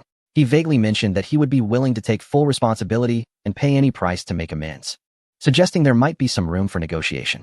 Yunguang cared little for Aodhua's fate. As long as he was not implicated, he could die if he wished. However, the supplies produced by the Mozoti people were substantial and could play a significant role. After much contemplation, Yunguang finally made a decision. He would wait for Mo Zhua to reach the designated location and meet up with his team before discussing matters in detail. At the same time, Yunguang did not impose strict confidentiality measures regarding the incident involving the spacecraft. He was well aware that with only ordinary measures in place, it wouldn't take long for the news to spread throughout the entire fleet. This was intentional on his part. He understood that in order to secure his own interests, he needed to ensure Mo Zhua's safety, which couldn't be achieved alone. Once the news spread, the higher-ups in the fleet with the capability to intervene would naturally step in. At that point, it would be up to Mo Zhua to handle everything. And he didn't care how much it would cost him, as long as his own interests were not compromised. Time flew by. The Yunguang spacecraft maintained a constant speed, continuing its inertial journey from one side of the solar system to the other. Meanwhile, the supply fleet led by Mo Zhua had departed from the solar system, constantly accelerating, reaching speeds that approached 10 times the speed of light. Thanks to prior confirmation of the route and coordinates, when the speed matched that of the spacecraft, the supply fleet arrived near the Yunguang. Following a series of minor adjustments, both vessels finally maintained a relatively stationary state. Mo Zhua was then authorized to take a small shuttle to the Yunguang. As he looked at the massive spacecraft shining like a brilliant star in the distance, Mo Zhua took a deep breath. He knew his journey was about to begin. Fortunately, with the intelligence gathered in the solar system, along with the leader's calculations, simulations, and the collective wisdom of many high-ranking officials from various civilizations, he was not in the dark, but rather had a clear action plan and route. Upon entering the Yunguang, Mo Zhua faced the expected rigorous scrutiny and questioning. The interrogators from the Nanxing civilization meticulously inquired about the entire incident involving the crash of the spacecraft, examining all the evidence he submitted. Mo Zhua had been prepared for this, ensuring his logic and statements were flawless. To ensure the videos were convincingly real, the leader had even constructed a spacecraft identical to the one from the incident and had thrown it into Jupiter. After an intensive initial examination, Mo Zhua was temporarily placed under house arrest in a chamber. He understood that this was the time when the higher-ups of the Yunguang were engaged in their own power plays and compromises regarding the incident. He was in no rush, quietly waiting for one person, Deputy Captain Qing Feng. The Qing family had close ties with the Trick family. The bait had already been set, and Trick was sure to be aware of the relevant news. Given Trick's identity, status, mutual trust, and the needs of both parties, he was the most suitable candidate for the situation. At this stage, it is inconvenient for him to make a direct appearance, and he is likely to contact me through the deputy captain, Qing Feng. At this moment, Qing Feng has arrived. Looking at Mo Zhua, who is filled with fear and confusion, Qing Feng coldly says, "My friend has asked me to check on you." He deliberately emphasizes the name of the friend. Mo Zhua seems to have grasped the lifeline. Qing Feng remains silent, as if he is acknowledging it. "Captain Qing Feng, please, after my release, allow me to meet with him. You can tell me anything, and I will relay the message." It is surprising that the friend is unwilling to meet directly and only communicates through Qing Feng. However, it does not matter much. Mo Zhua's mind races as he conveys the price he is willing to pay along with his plea for help. "I know that I committed a grave sin by failing to save Captain Otto during the spaceship incident, but I still wish to contribute to the great civilization. I am willing to offer 10 million tons of various supplies, and I hope my friend can assist me. And you, Captain Qing Feng, I am willing to contribute 5 million tons of supplies." In front of Qing Feng, Mo Zhua internally scoffs, yet his face is full of panic and pleading. In just a few words, he has promised a total of 15 million tons of supplies, clearly showing his desperation. "How much supplies has your civilization prepared this time?" Mo Zhua grits his teeth, 11 billion tons. After deducting what is to be given to the friend and Qing Feng, exactly 1 billion tons remain, just enough to meet the previous contract requirements. Qing Feng smiles, his words seemingly holding deeper meaning. 11 billion tons is not enough. I understand. Mo Zhua hurriedly responds. "I have also prepared gifts for Captain Yunguang and the other senior fleet members. Then your supplies won't meet the contract requirements." Mo Zhua grits his teeth. "I can't care about that now. This time, in the solar system mining, our civilization does not seek to earn foreign exchange. We just want to preserve our capital." Qing Feng understands well that what Mo Zhua means by preserving capital is merely preserving his own life. However, spending 25 million tons of supplies, or even more to save his own life, shows that Mo Zhua has truly been pushed to the brink and is willing to do anything. "I will relay your message. Wait for news." After some time, Qing Feng arrives again. "With me and my friend, we can keep the others silent. Only Captain Yunguang will need you to handle it yourself. I will request that Captain Yunguang personally interrogate you in today's meeting, and he will agree. This interrogation is your only chance. If you can convince Captain Yunguang, you will live. Otherwise, I won't be able to help." Thank you. Captain Yunguang's interrogation comes as promised. At the start of the interrogation, the other personnel make excuses to leave, leaving the space for just Yunguang and Mo Zhua. Looking at the obsequious Mo Zhua, Yunguang sighs, "Mo Zhua, we are old friends. I want to help you, but..." "Sigh, the matter is too grave. A deputy captain has died." Yunguang shakes his head repeatedly, appearing very regretful. Mo Zhua sneered constantly in his heart, filled with anger. How could he not know that this was just a tactic used by Yunguang to manipulate him? Moreover, regarding the previous inspection of the solar system by Adwa, could he have made the trip without Yunguang's approval? At this moment, Yunguang was here pretending to be innocent. "Once our human civilization advances to a higher level, given the opportunity, I will definitely lead an army to destroy your civilization. By then, I will capture you, Yunguang, and make you repeat what you said today." Mo Zhua gritted his teeth secretly, but his face was full of fear and pleading. "Captain Yunguang, this incident was indeed an accident. I beg you. Considering my loyalty to the Southern Star civilization, please save me. I am willing to pay any price." Yunguang did not respond, but instead expressed concerns about other matters. Recently, the situation on the Wangliang 3 battlefield is not looking good, especially for the 6th Fleet. They have suffered significant losses recently. Mo Zhua pretended to be enlightened. "Captain, for the sake of civilization, I am willing to do anything. Our fleet has accumulated a stockpile of supplies over the years, about 5 million tons. I will leave it to you to handle, as a contribution to civilization." 5 million is not quite enough. Yunguang sighed and began to calculate. The 6th Fleet has heavy responsibilities, with an average daily demand of over 1 million backup components. In addition, there are patrols, raids, rescues, and coordination, 10 million. Emojua gritted his teeth and spat out this number, filled with anger. That damn Yun Guang is too greedy. If we have 10 million tons, it should be enough. Yun Guang nodded. Considering your significant contribution to civilization, I will explain this to my superiors. Having reached a mutual benefit, Emojua thought Yun Guang would leave, but unexpectedly, Yun Guang hinted at another matter. Emojua, the Southern Star civilization has always trusted your Mozodi civilization and you personally. There is a rather arduous task ahead, and if you can accomplish it, we can eliminate future troubles. Emojua was taken aback. What task? In 100 years, your 7th fleet needs to prepare 100 million tons of supplies. By then, I will come to collect them. Emojua was shocked. Previously, with the leader's strong support, it took 150 years for the 7th fleet to barely produce 11.5 billion tons of supplies. Now 100 million tons in just 100 years? Without the leader's assistance. The previous production tasks would have likely resulted in thousands of engineers and soldiers working themselves to death. Now, achieving 100 million tons in 100 years under normal circumstances would likely mean that 20,000 people would have to work themselves to death. Yun Guang glanced at Emojua lightly. Let me reveal some news to you.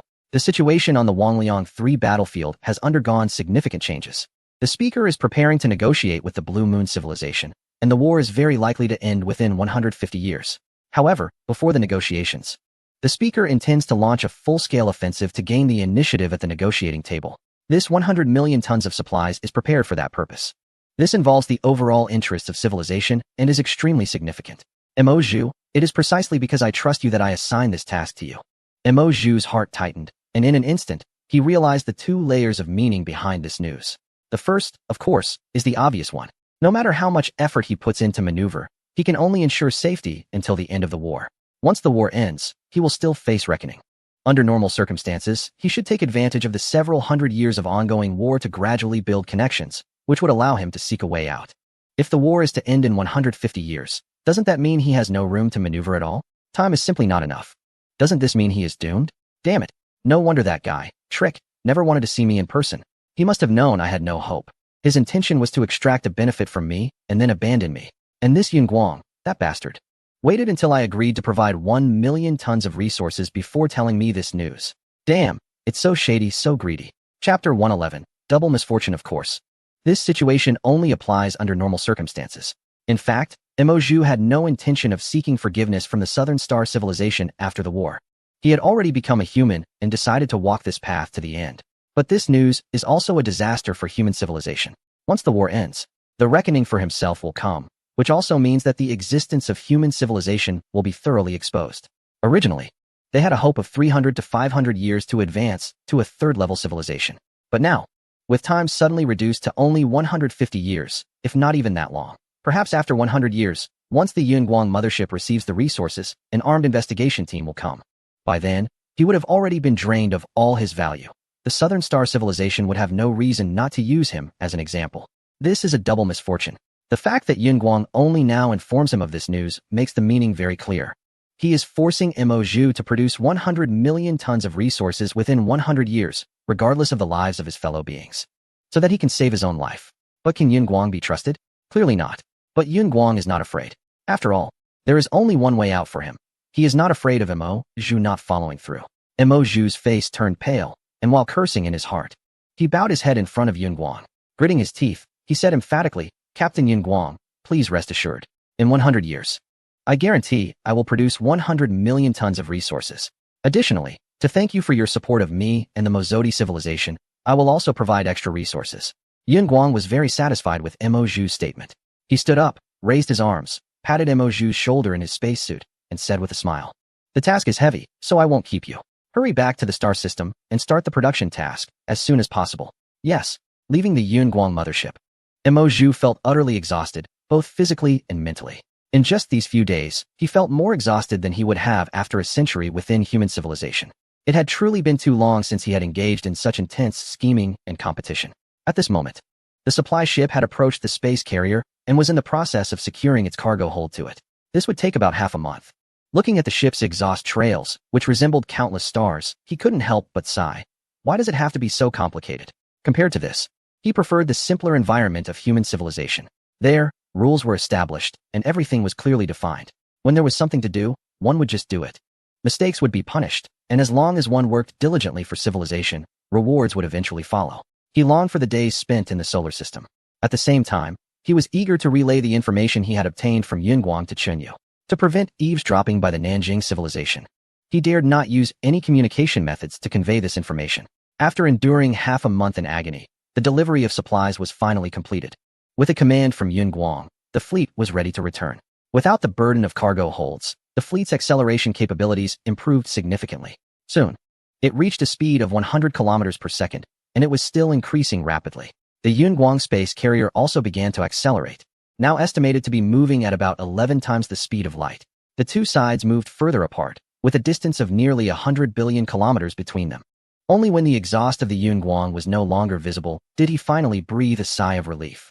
He did not delay any further and immediately sent back a detailed report of the entire incident, especially the critical information he had received from Yunguang, that human civilization might only have about 100 years left.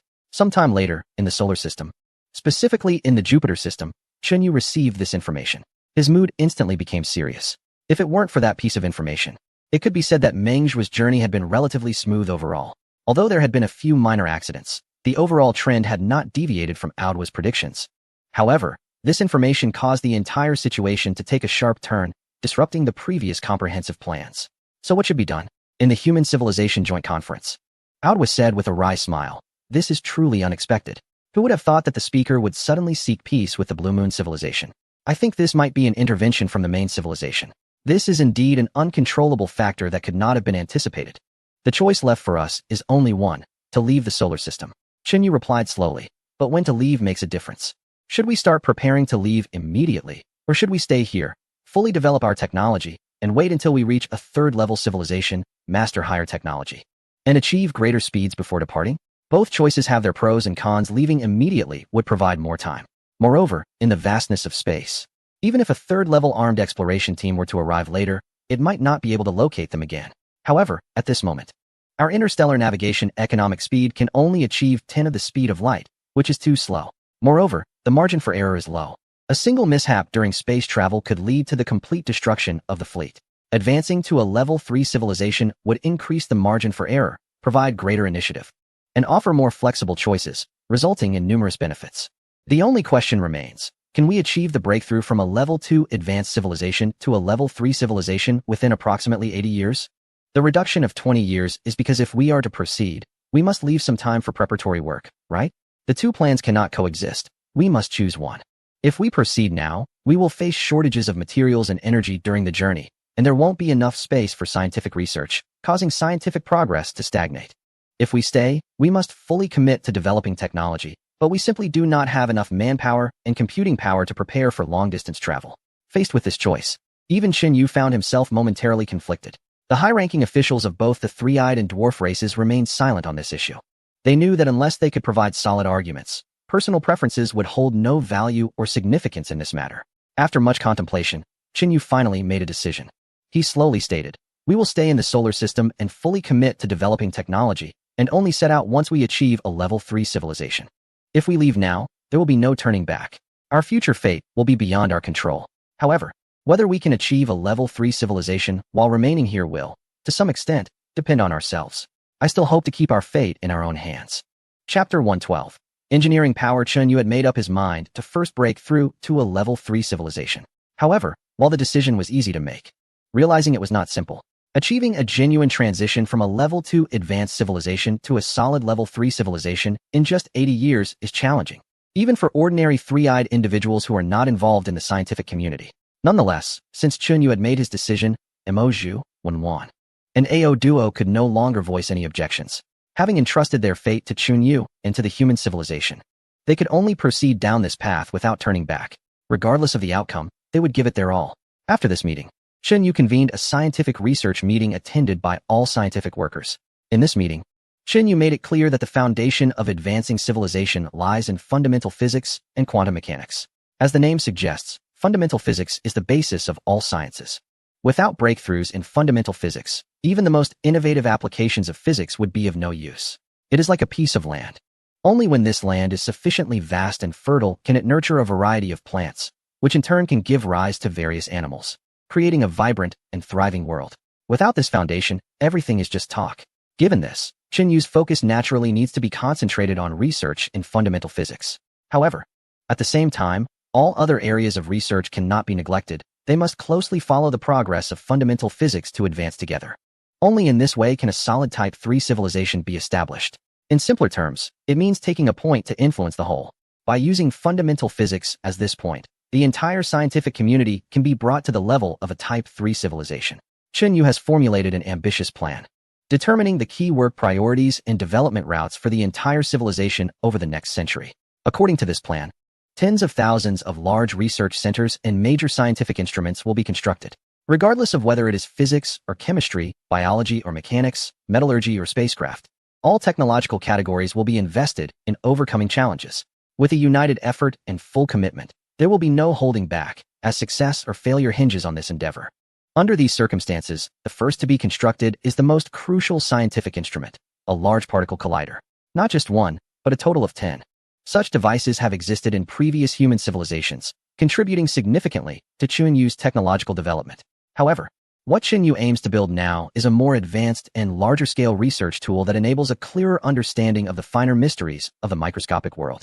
To ensure freedom from gravitational effects, these 10 particle colliders will be built in space, orbiting Jupiter at a considerable distance, completely in a weightless state. Each collider will have a diameter exceeding 20 meters, with some being linear and others circular. Supporting them will be at least 3 nuclear fusion power stations, as well as a control center, a data center, a logistics center, and 2 research bases. Such a massive scientific facility would require around 100,000 engineers and scientists to maintain its operation for the advanced civilization of Mozodi. Yet, Yu has only assigned 1,000 scientists from his own race. He has taken on all the remaining tasks himself, even for the Mozodi civilization. Constructing such a research tool without the constraints of the Star Alliance rules would likely require the entire annual production value to be invested. In other words, the surplus value generated by the entire civilization in that year would need to be contributed just to build it, leaving no time for anything else. But Yu has decided to launch 10 colliders at once. One is not enough. He intends to build 10. No matter which team's collision research project has potential value, it will all be put into the colliders for verification. Achieving breakthroughs in less than a century requires special measures. Yu thought this way. Even Oder, from a Type 3 civilization, was left speechless by Yu's bold investment. It is important to note that these 10 colliders are just a small part of Yu's vast scientific development plan. Even the civilization of Nanxing would not dare to invest so heavily. Beyond this, Yu's massive engineering capabilities left Oder questioning his own experiences. He saw that a solar neutrino research project, which is a branch under astrophysics and stellar physics, was being undertaken with a grand ambition by Yu, who planned to drill a 2-kilometer deep hole on Mercury and construct a research base with a total volume of 6 million cubic meters underground. This completely shocked the individual from a civilization with a relatively short history. Was this the engineering capability of Yu, the leader? If this approach continued, perhaps within 80 years, a breakthrough in civilization level could truly be achieved, leaving a lasting mark on human civilization, and it might really hold promise. In his heart, the way he referred to Yu quietly shifted from Yu to the leader. Previously, he often reminded himself to firmly believe that leaving a mark in human civilization was the best choice. However, that was somewhat a form of self-hypnosis under somewhat forced circumstances.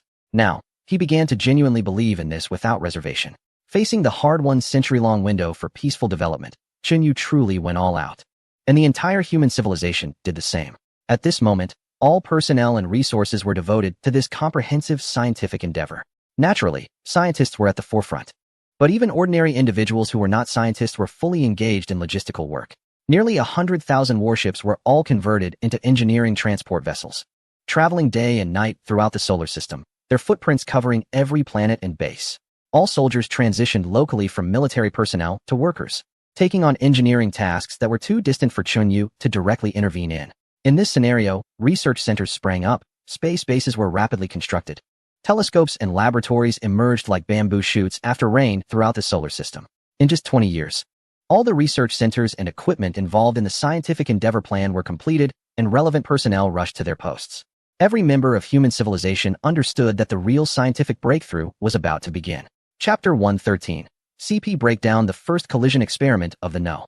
1 synchronous particle accelerator began, with Yu's command. A massive electric current was continuously generated from the accompanying fusion power station and injected into the enormous circular particle collider through superconducting coils.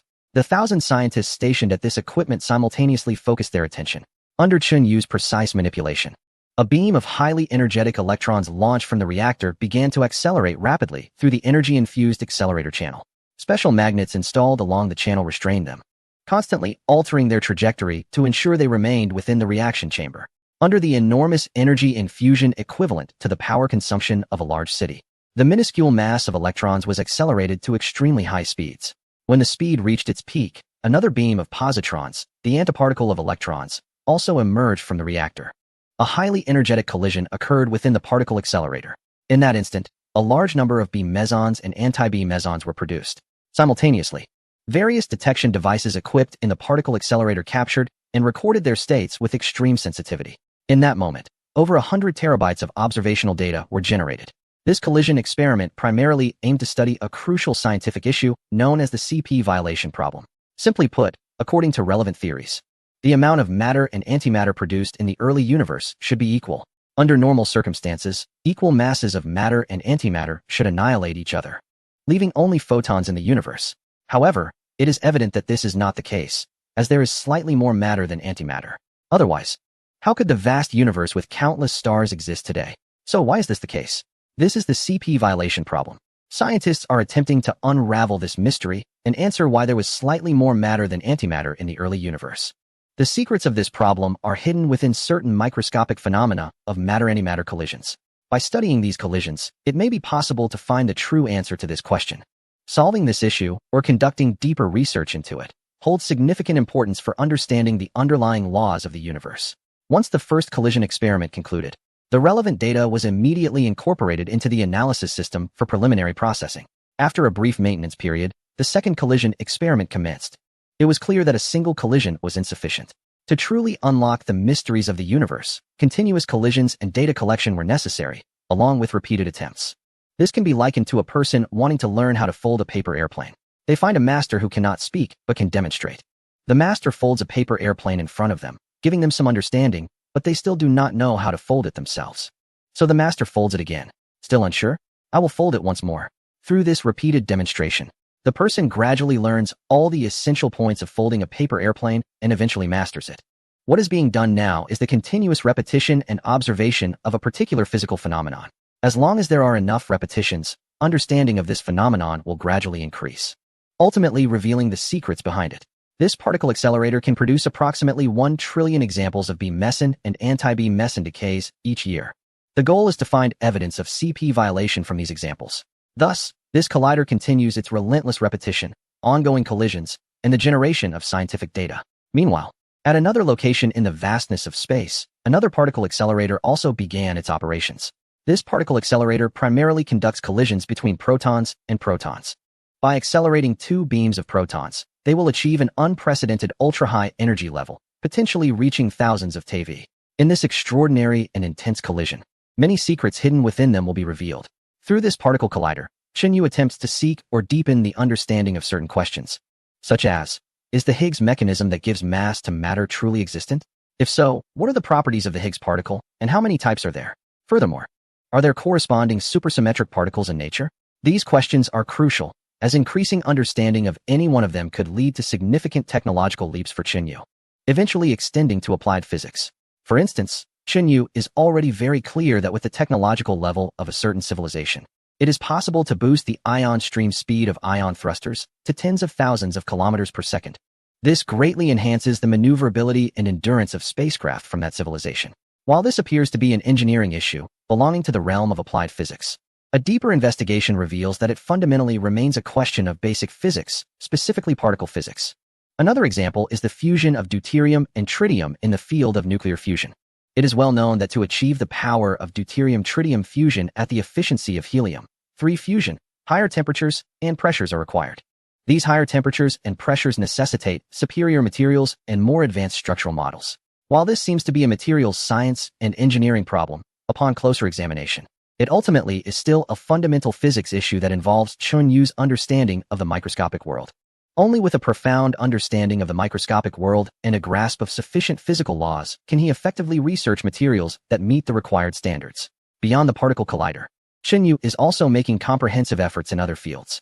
The latest research with the array of radio telescopes is conducting the most detailed study of cosmic microwave background radiation, along with research on cosmic expansion, dark matter, dark energy, and other aspects. At the Europa base, within the newly constructed quantum electronic dual computer, Chunyu's computing power is nearly at its limit. Every moment, vast amounts of data are processed by him. He resembles a massive metal smelting factory, where the data produced by numerous research centers is like or collected from the universe. The ore is sent to the metal smelting factory, ultimately producing the final product, which is scientific data. Chapter 114. Mathematics. The three-eyed scientist living in human civilization has always felt a strange sensation. Research tasks are indeed very heavy, and everyone is busy, facing almost endless questions every day upon waking, requiring constant mental alertness to handle them. Yet, they always feel that they are not engaged in scientific research, but rather playing a game. It feels similar to certain simulation games. For example, I control a character in the game to build a city here. I don't need to personally construct this city brick by brick. I only need to outline its style, scale, and some parameters, then issue a command, and in the next moment, the game system will create the city for me. Similarly, if I need to build a specific type of spectrometer that currently does not exist in this civilization, I also don't need to research what parts are needed or what structure to adopt. I simply issue a command, and the system will immediately produce the instrument that meets the standards. It's just like a game. The scientists of the three-eyed race only need to undertake those creative and innovative tasks. All other transactional and detail-oriented tasks can be ignored. They are like designers who only need to design a building. After that, they don't have to worry about where to source the materials, how many workers to gather, how much to pay them, how to organize the workers, or how to schedule the construction, and so on. Because Chunyu is there. Chunyu, with his immense computing power, handles all the transactional and detail-oriented work. This creates great convenience for the scientist's work. Here, a scientist's efficiency can exceed that of scientists in ordinary social intelligence civilizations by more than 100 times. Sometimes, even Chunyu himself secretly marvels. If scientists in early human civilization had such treatment, perhaps humanity would have already become a true Type 3 civilization. But he also understands that this is impossible. It has nothing to do with whether a civilization values scientific development. Ordinary social intelligence civilizations simply do not possess this capability. Only a unique existence like himself can achieve such things. According to current statistics, the scientists of the three-eyed race have made at least a 12 contribution to overall scientific development. In other words, 988 scientific breakthroughs and advancements were independently completed by Chunyu. While this 12 ratio may seem low, it is actually quite high and astonishing. At this moment, the number of three-eyed scientists is at most around 100,000. In a critical scientific endeavor for advancing to a Type 3 civilization, the contribution of just around 100,000 scientists at 12 would likely shock other civilizations. This is my unique advantage. Therefore, I am confident that I can break through from a Type 2 advanced civilization to a Type 3 civilization in 80 years. Time slowly passes. In this remote corner of the galaxy, within the unremarkable solar system, countless systems, ships, factories, and research centers, all organized and driven by Chunyu, operate like an unimaginably large yet precise and efficient machine. On one of the moons, at a supercomputing center and a mathematical research institute, a mathematician named Zhao Wei, who had taken a human name in accordance with human civilization, just finished his work for the day. Today's work was still not going well. He had pondered for a long time, wasted countless sheets of paper, yet still failed to devise a rigorous model and method. This meant he didn't even have the need to use the supercomputing power for verification. Zhao Wei, the supervisor is looking for you. A colleague hurriedly called out from behind, shouting his name from a distance. Zhao Wei stopped, turned around, and responded somewhat sullenly, "Okay." As he walked away, a few colleagues, also experts in the field of mathematics, began to quietly discuss among themselves. The supervisor is probably going to persuade him again, right? I guess so. Sigh. Zhao Wei is such a talented young man, but it's a pity he is stuck in a rut, wasting his mathematical talent. Right now is a critical moment for our civilization's scientific research efforts, and he has gone off track, insisting on studying those things. Even if he figures it out, what is the use? He should focus on more computer-related topics to help improve computational power for the leaders. Exactly. The model changes of Lie groups in infinite dimensional spaces. What can that be used for? Promoting Lie groups to infinite dimensions? There is no application scenario for that. Group theory is an extremely important branch of mathematics. The term Lie group is not a person's name, but a branch of group theory. What Zhao Wei is currently doing is trying to extend the research methods of Lie groups into infinite dimensional spaces to describe certain patterns within them. Zhao Wei walked into the supervisor's office with a heavy heart. The supervisor, with a friendly demeanor, smiled at Zhao Wei and said, "Take a seat. How is your research going? Any breakthroughs?" "Not yet. There haven't been any breakthroughs lately. Zhao Wei was clearly feeling down. He rubbed his head in frustration and murmured, "It must be that my thinking is wrong. I plan to try a different approach tomorrow." The supervisor chuckled. "Zhao Wei, I know you are a mathematical genius with great talent, but pure mathematics alone has no meaning. Don't let it turn into a mere game of symbols, nor a tool for showmanship. Truly useful mathematics must have application scenarios. I feel you've fallen into this trap." Zhao Wei became a bit agitated, as if insulted. "Supervisor, this is pure mathematics. It's not a game of symbols, nor a tool for show. It's the most pure mathematics." I know.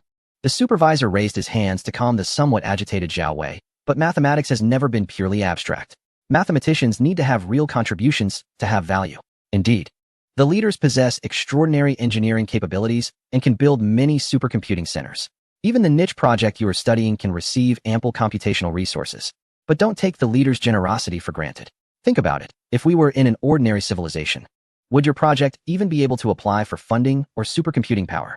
Chapter 115, 0. Faced with the supervisor's words, Zhao Wei fell silent. He knew that what the supervisor said was true. In an ordinary civilization, no one would be interested in research that had no apparent application or known usefulness. A flicker of conflicting struggle passed through his three eyes. But in the next moment, he regained his determination. He raised his head and looked directly at the supervisor. "But supervisor, we are not in another civilization. We are precisely within human civilization. It is precisely because the leader possesses such strong engineering capabilities and is so generous that I believe even more that, as a mathematician, we should have higher pursuits." "Your so-called higher pursuit is pure mathematics? Is it justifiable to waste your talent?" The supervisor retorted. "You must understand that if you change your research direction, you could potentially make a greater contribution to civilization." "No," Zhao Wei replied firmly. "Pure mathematics does not mean useless mathematics. It may only be that it has no use at this stage, or perhaps we simply do not know what to do with it. But it must be useful. Perhaps in the not-too-distant future, we will see its applications." Faced with Zhao Wei's stubbornness, the supervisor could only sigh. "All right, it's up to you. I just hope you don't waste your time. If you end up achieving nothing, it will be too late to regret. Don't worry, it will definitely be useful," Zhao Wei said confidently. After leaving the research institute and returning to his residence, Zhao Wei lay on his bed, still lost in thought. Time passed slowly, and in the blink of an eye, over a decade had gone by. During this time, Zhao Wei became known as an eccentric at the Mathematics Research Institute. He was always solitary and taciturn. Sometimes people even saw him as if possessed, mumbling to himself, as if having a conversation with someone. His eyes always seemed unfocused, as if he were trapped in his own world.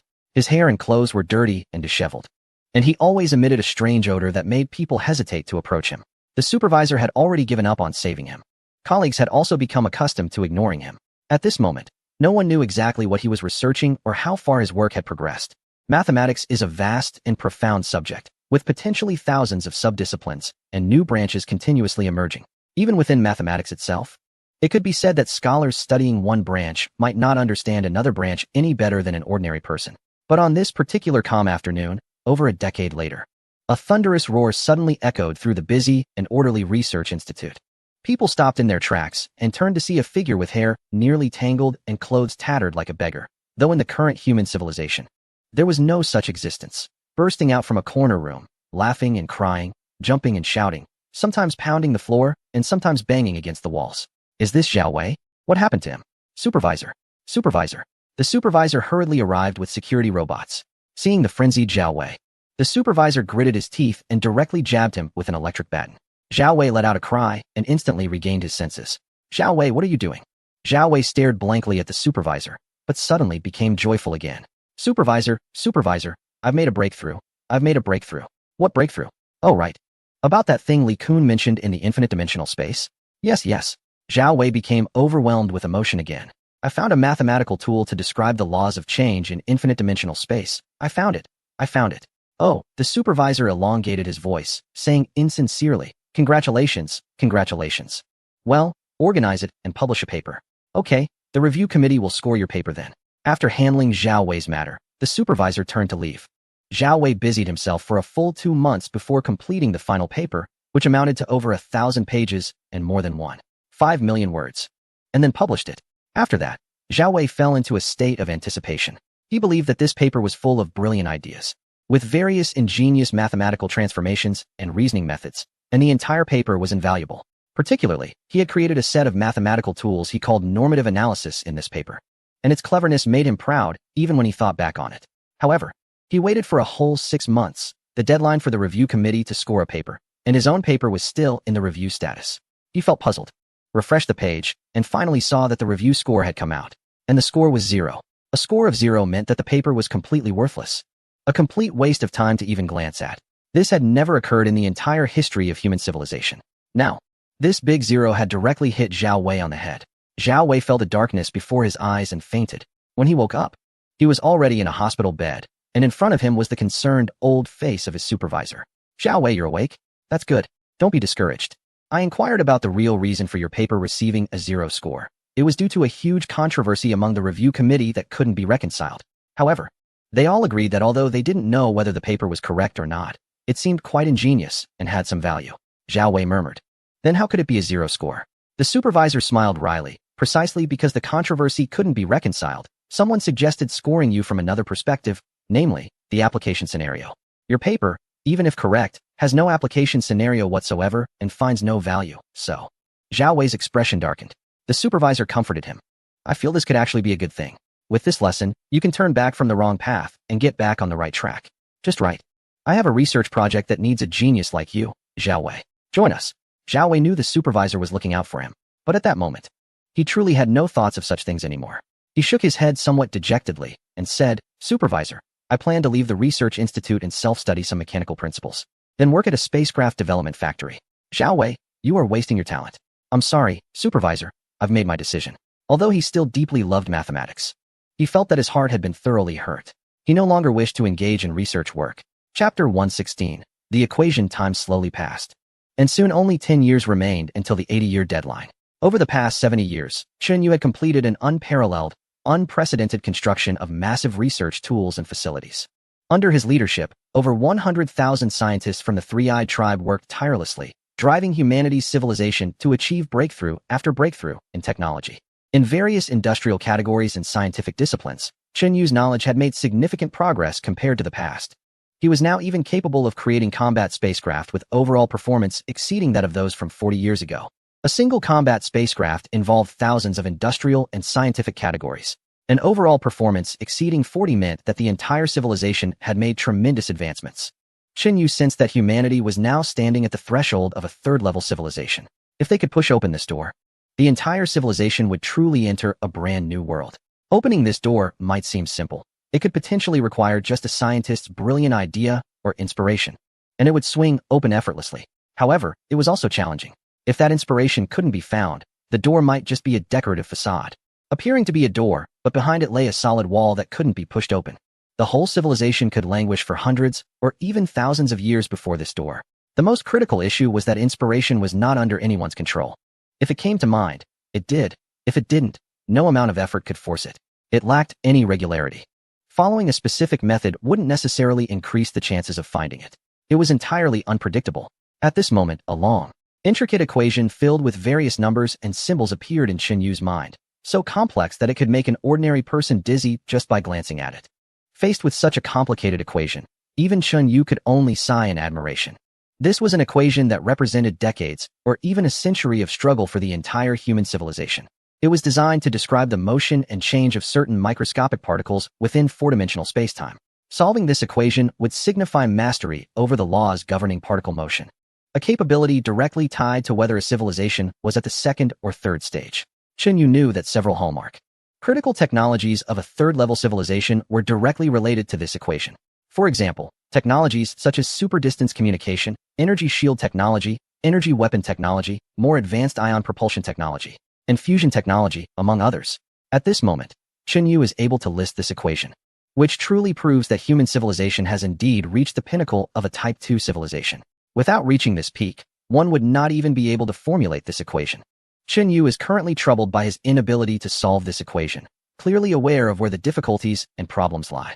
However, if one cannot even formulate this equation, it is equivalent to not knowing where the difficulties and problems are at all. Up to this point, Chen Yu has tried millions of methods and reviewed all the mathematical tools invented by human civilization to this point, yet he still has no clue. Even with his astonishing computational power, it is of no use, because this is not simply a matter of how much computational power one has. It's like the concept of large numbers, specifically the Gram's number. No matter how the entire universe is divided into microscopic particles, with each particle representing a 9. And then trying to arrange all these 9s, it would still be insignificant compared to Graham's number, almost approaching 0. However, if one masters the method of constructing large numbers, Xinyu could directly refer to Graham's number with AG64. Relying on writing countless 9s to try to reach the level of Graham's number is nothing but a dream. Mastering the method is the most important thing. At this moment, Xinyu is searching for a way to unlock this equation. Unfortunately, up to now, he has achieved nothing. The existing mathematical tools are completely insufficient. Facing this equation, it is like trying to write 9s endlessly and attempting to exceed Graham's number, which is impossible even if time stretches to infinity. I need new mathematical tools. It is essential to have new mathematical tools in order to solve this equation. After countless attempts and ultimately no results, Xinyu finally arrived at this conclusion.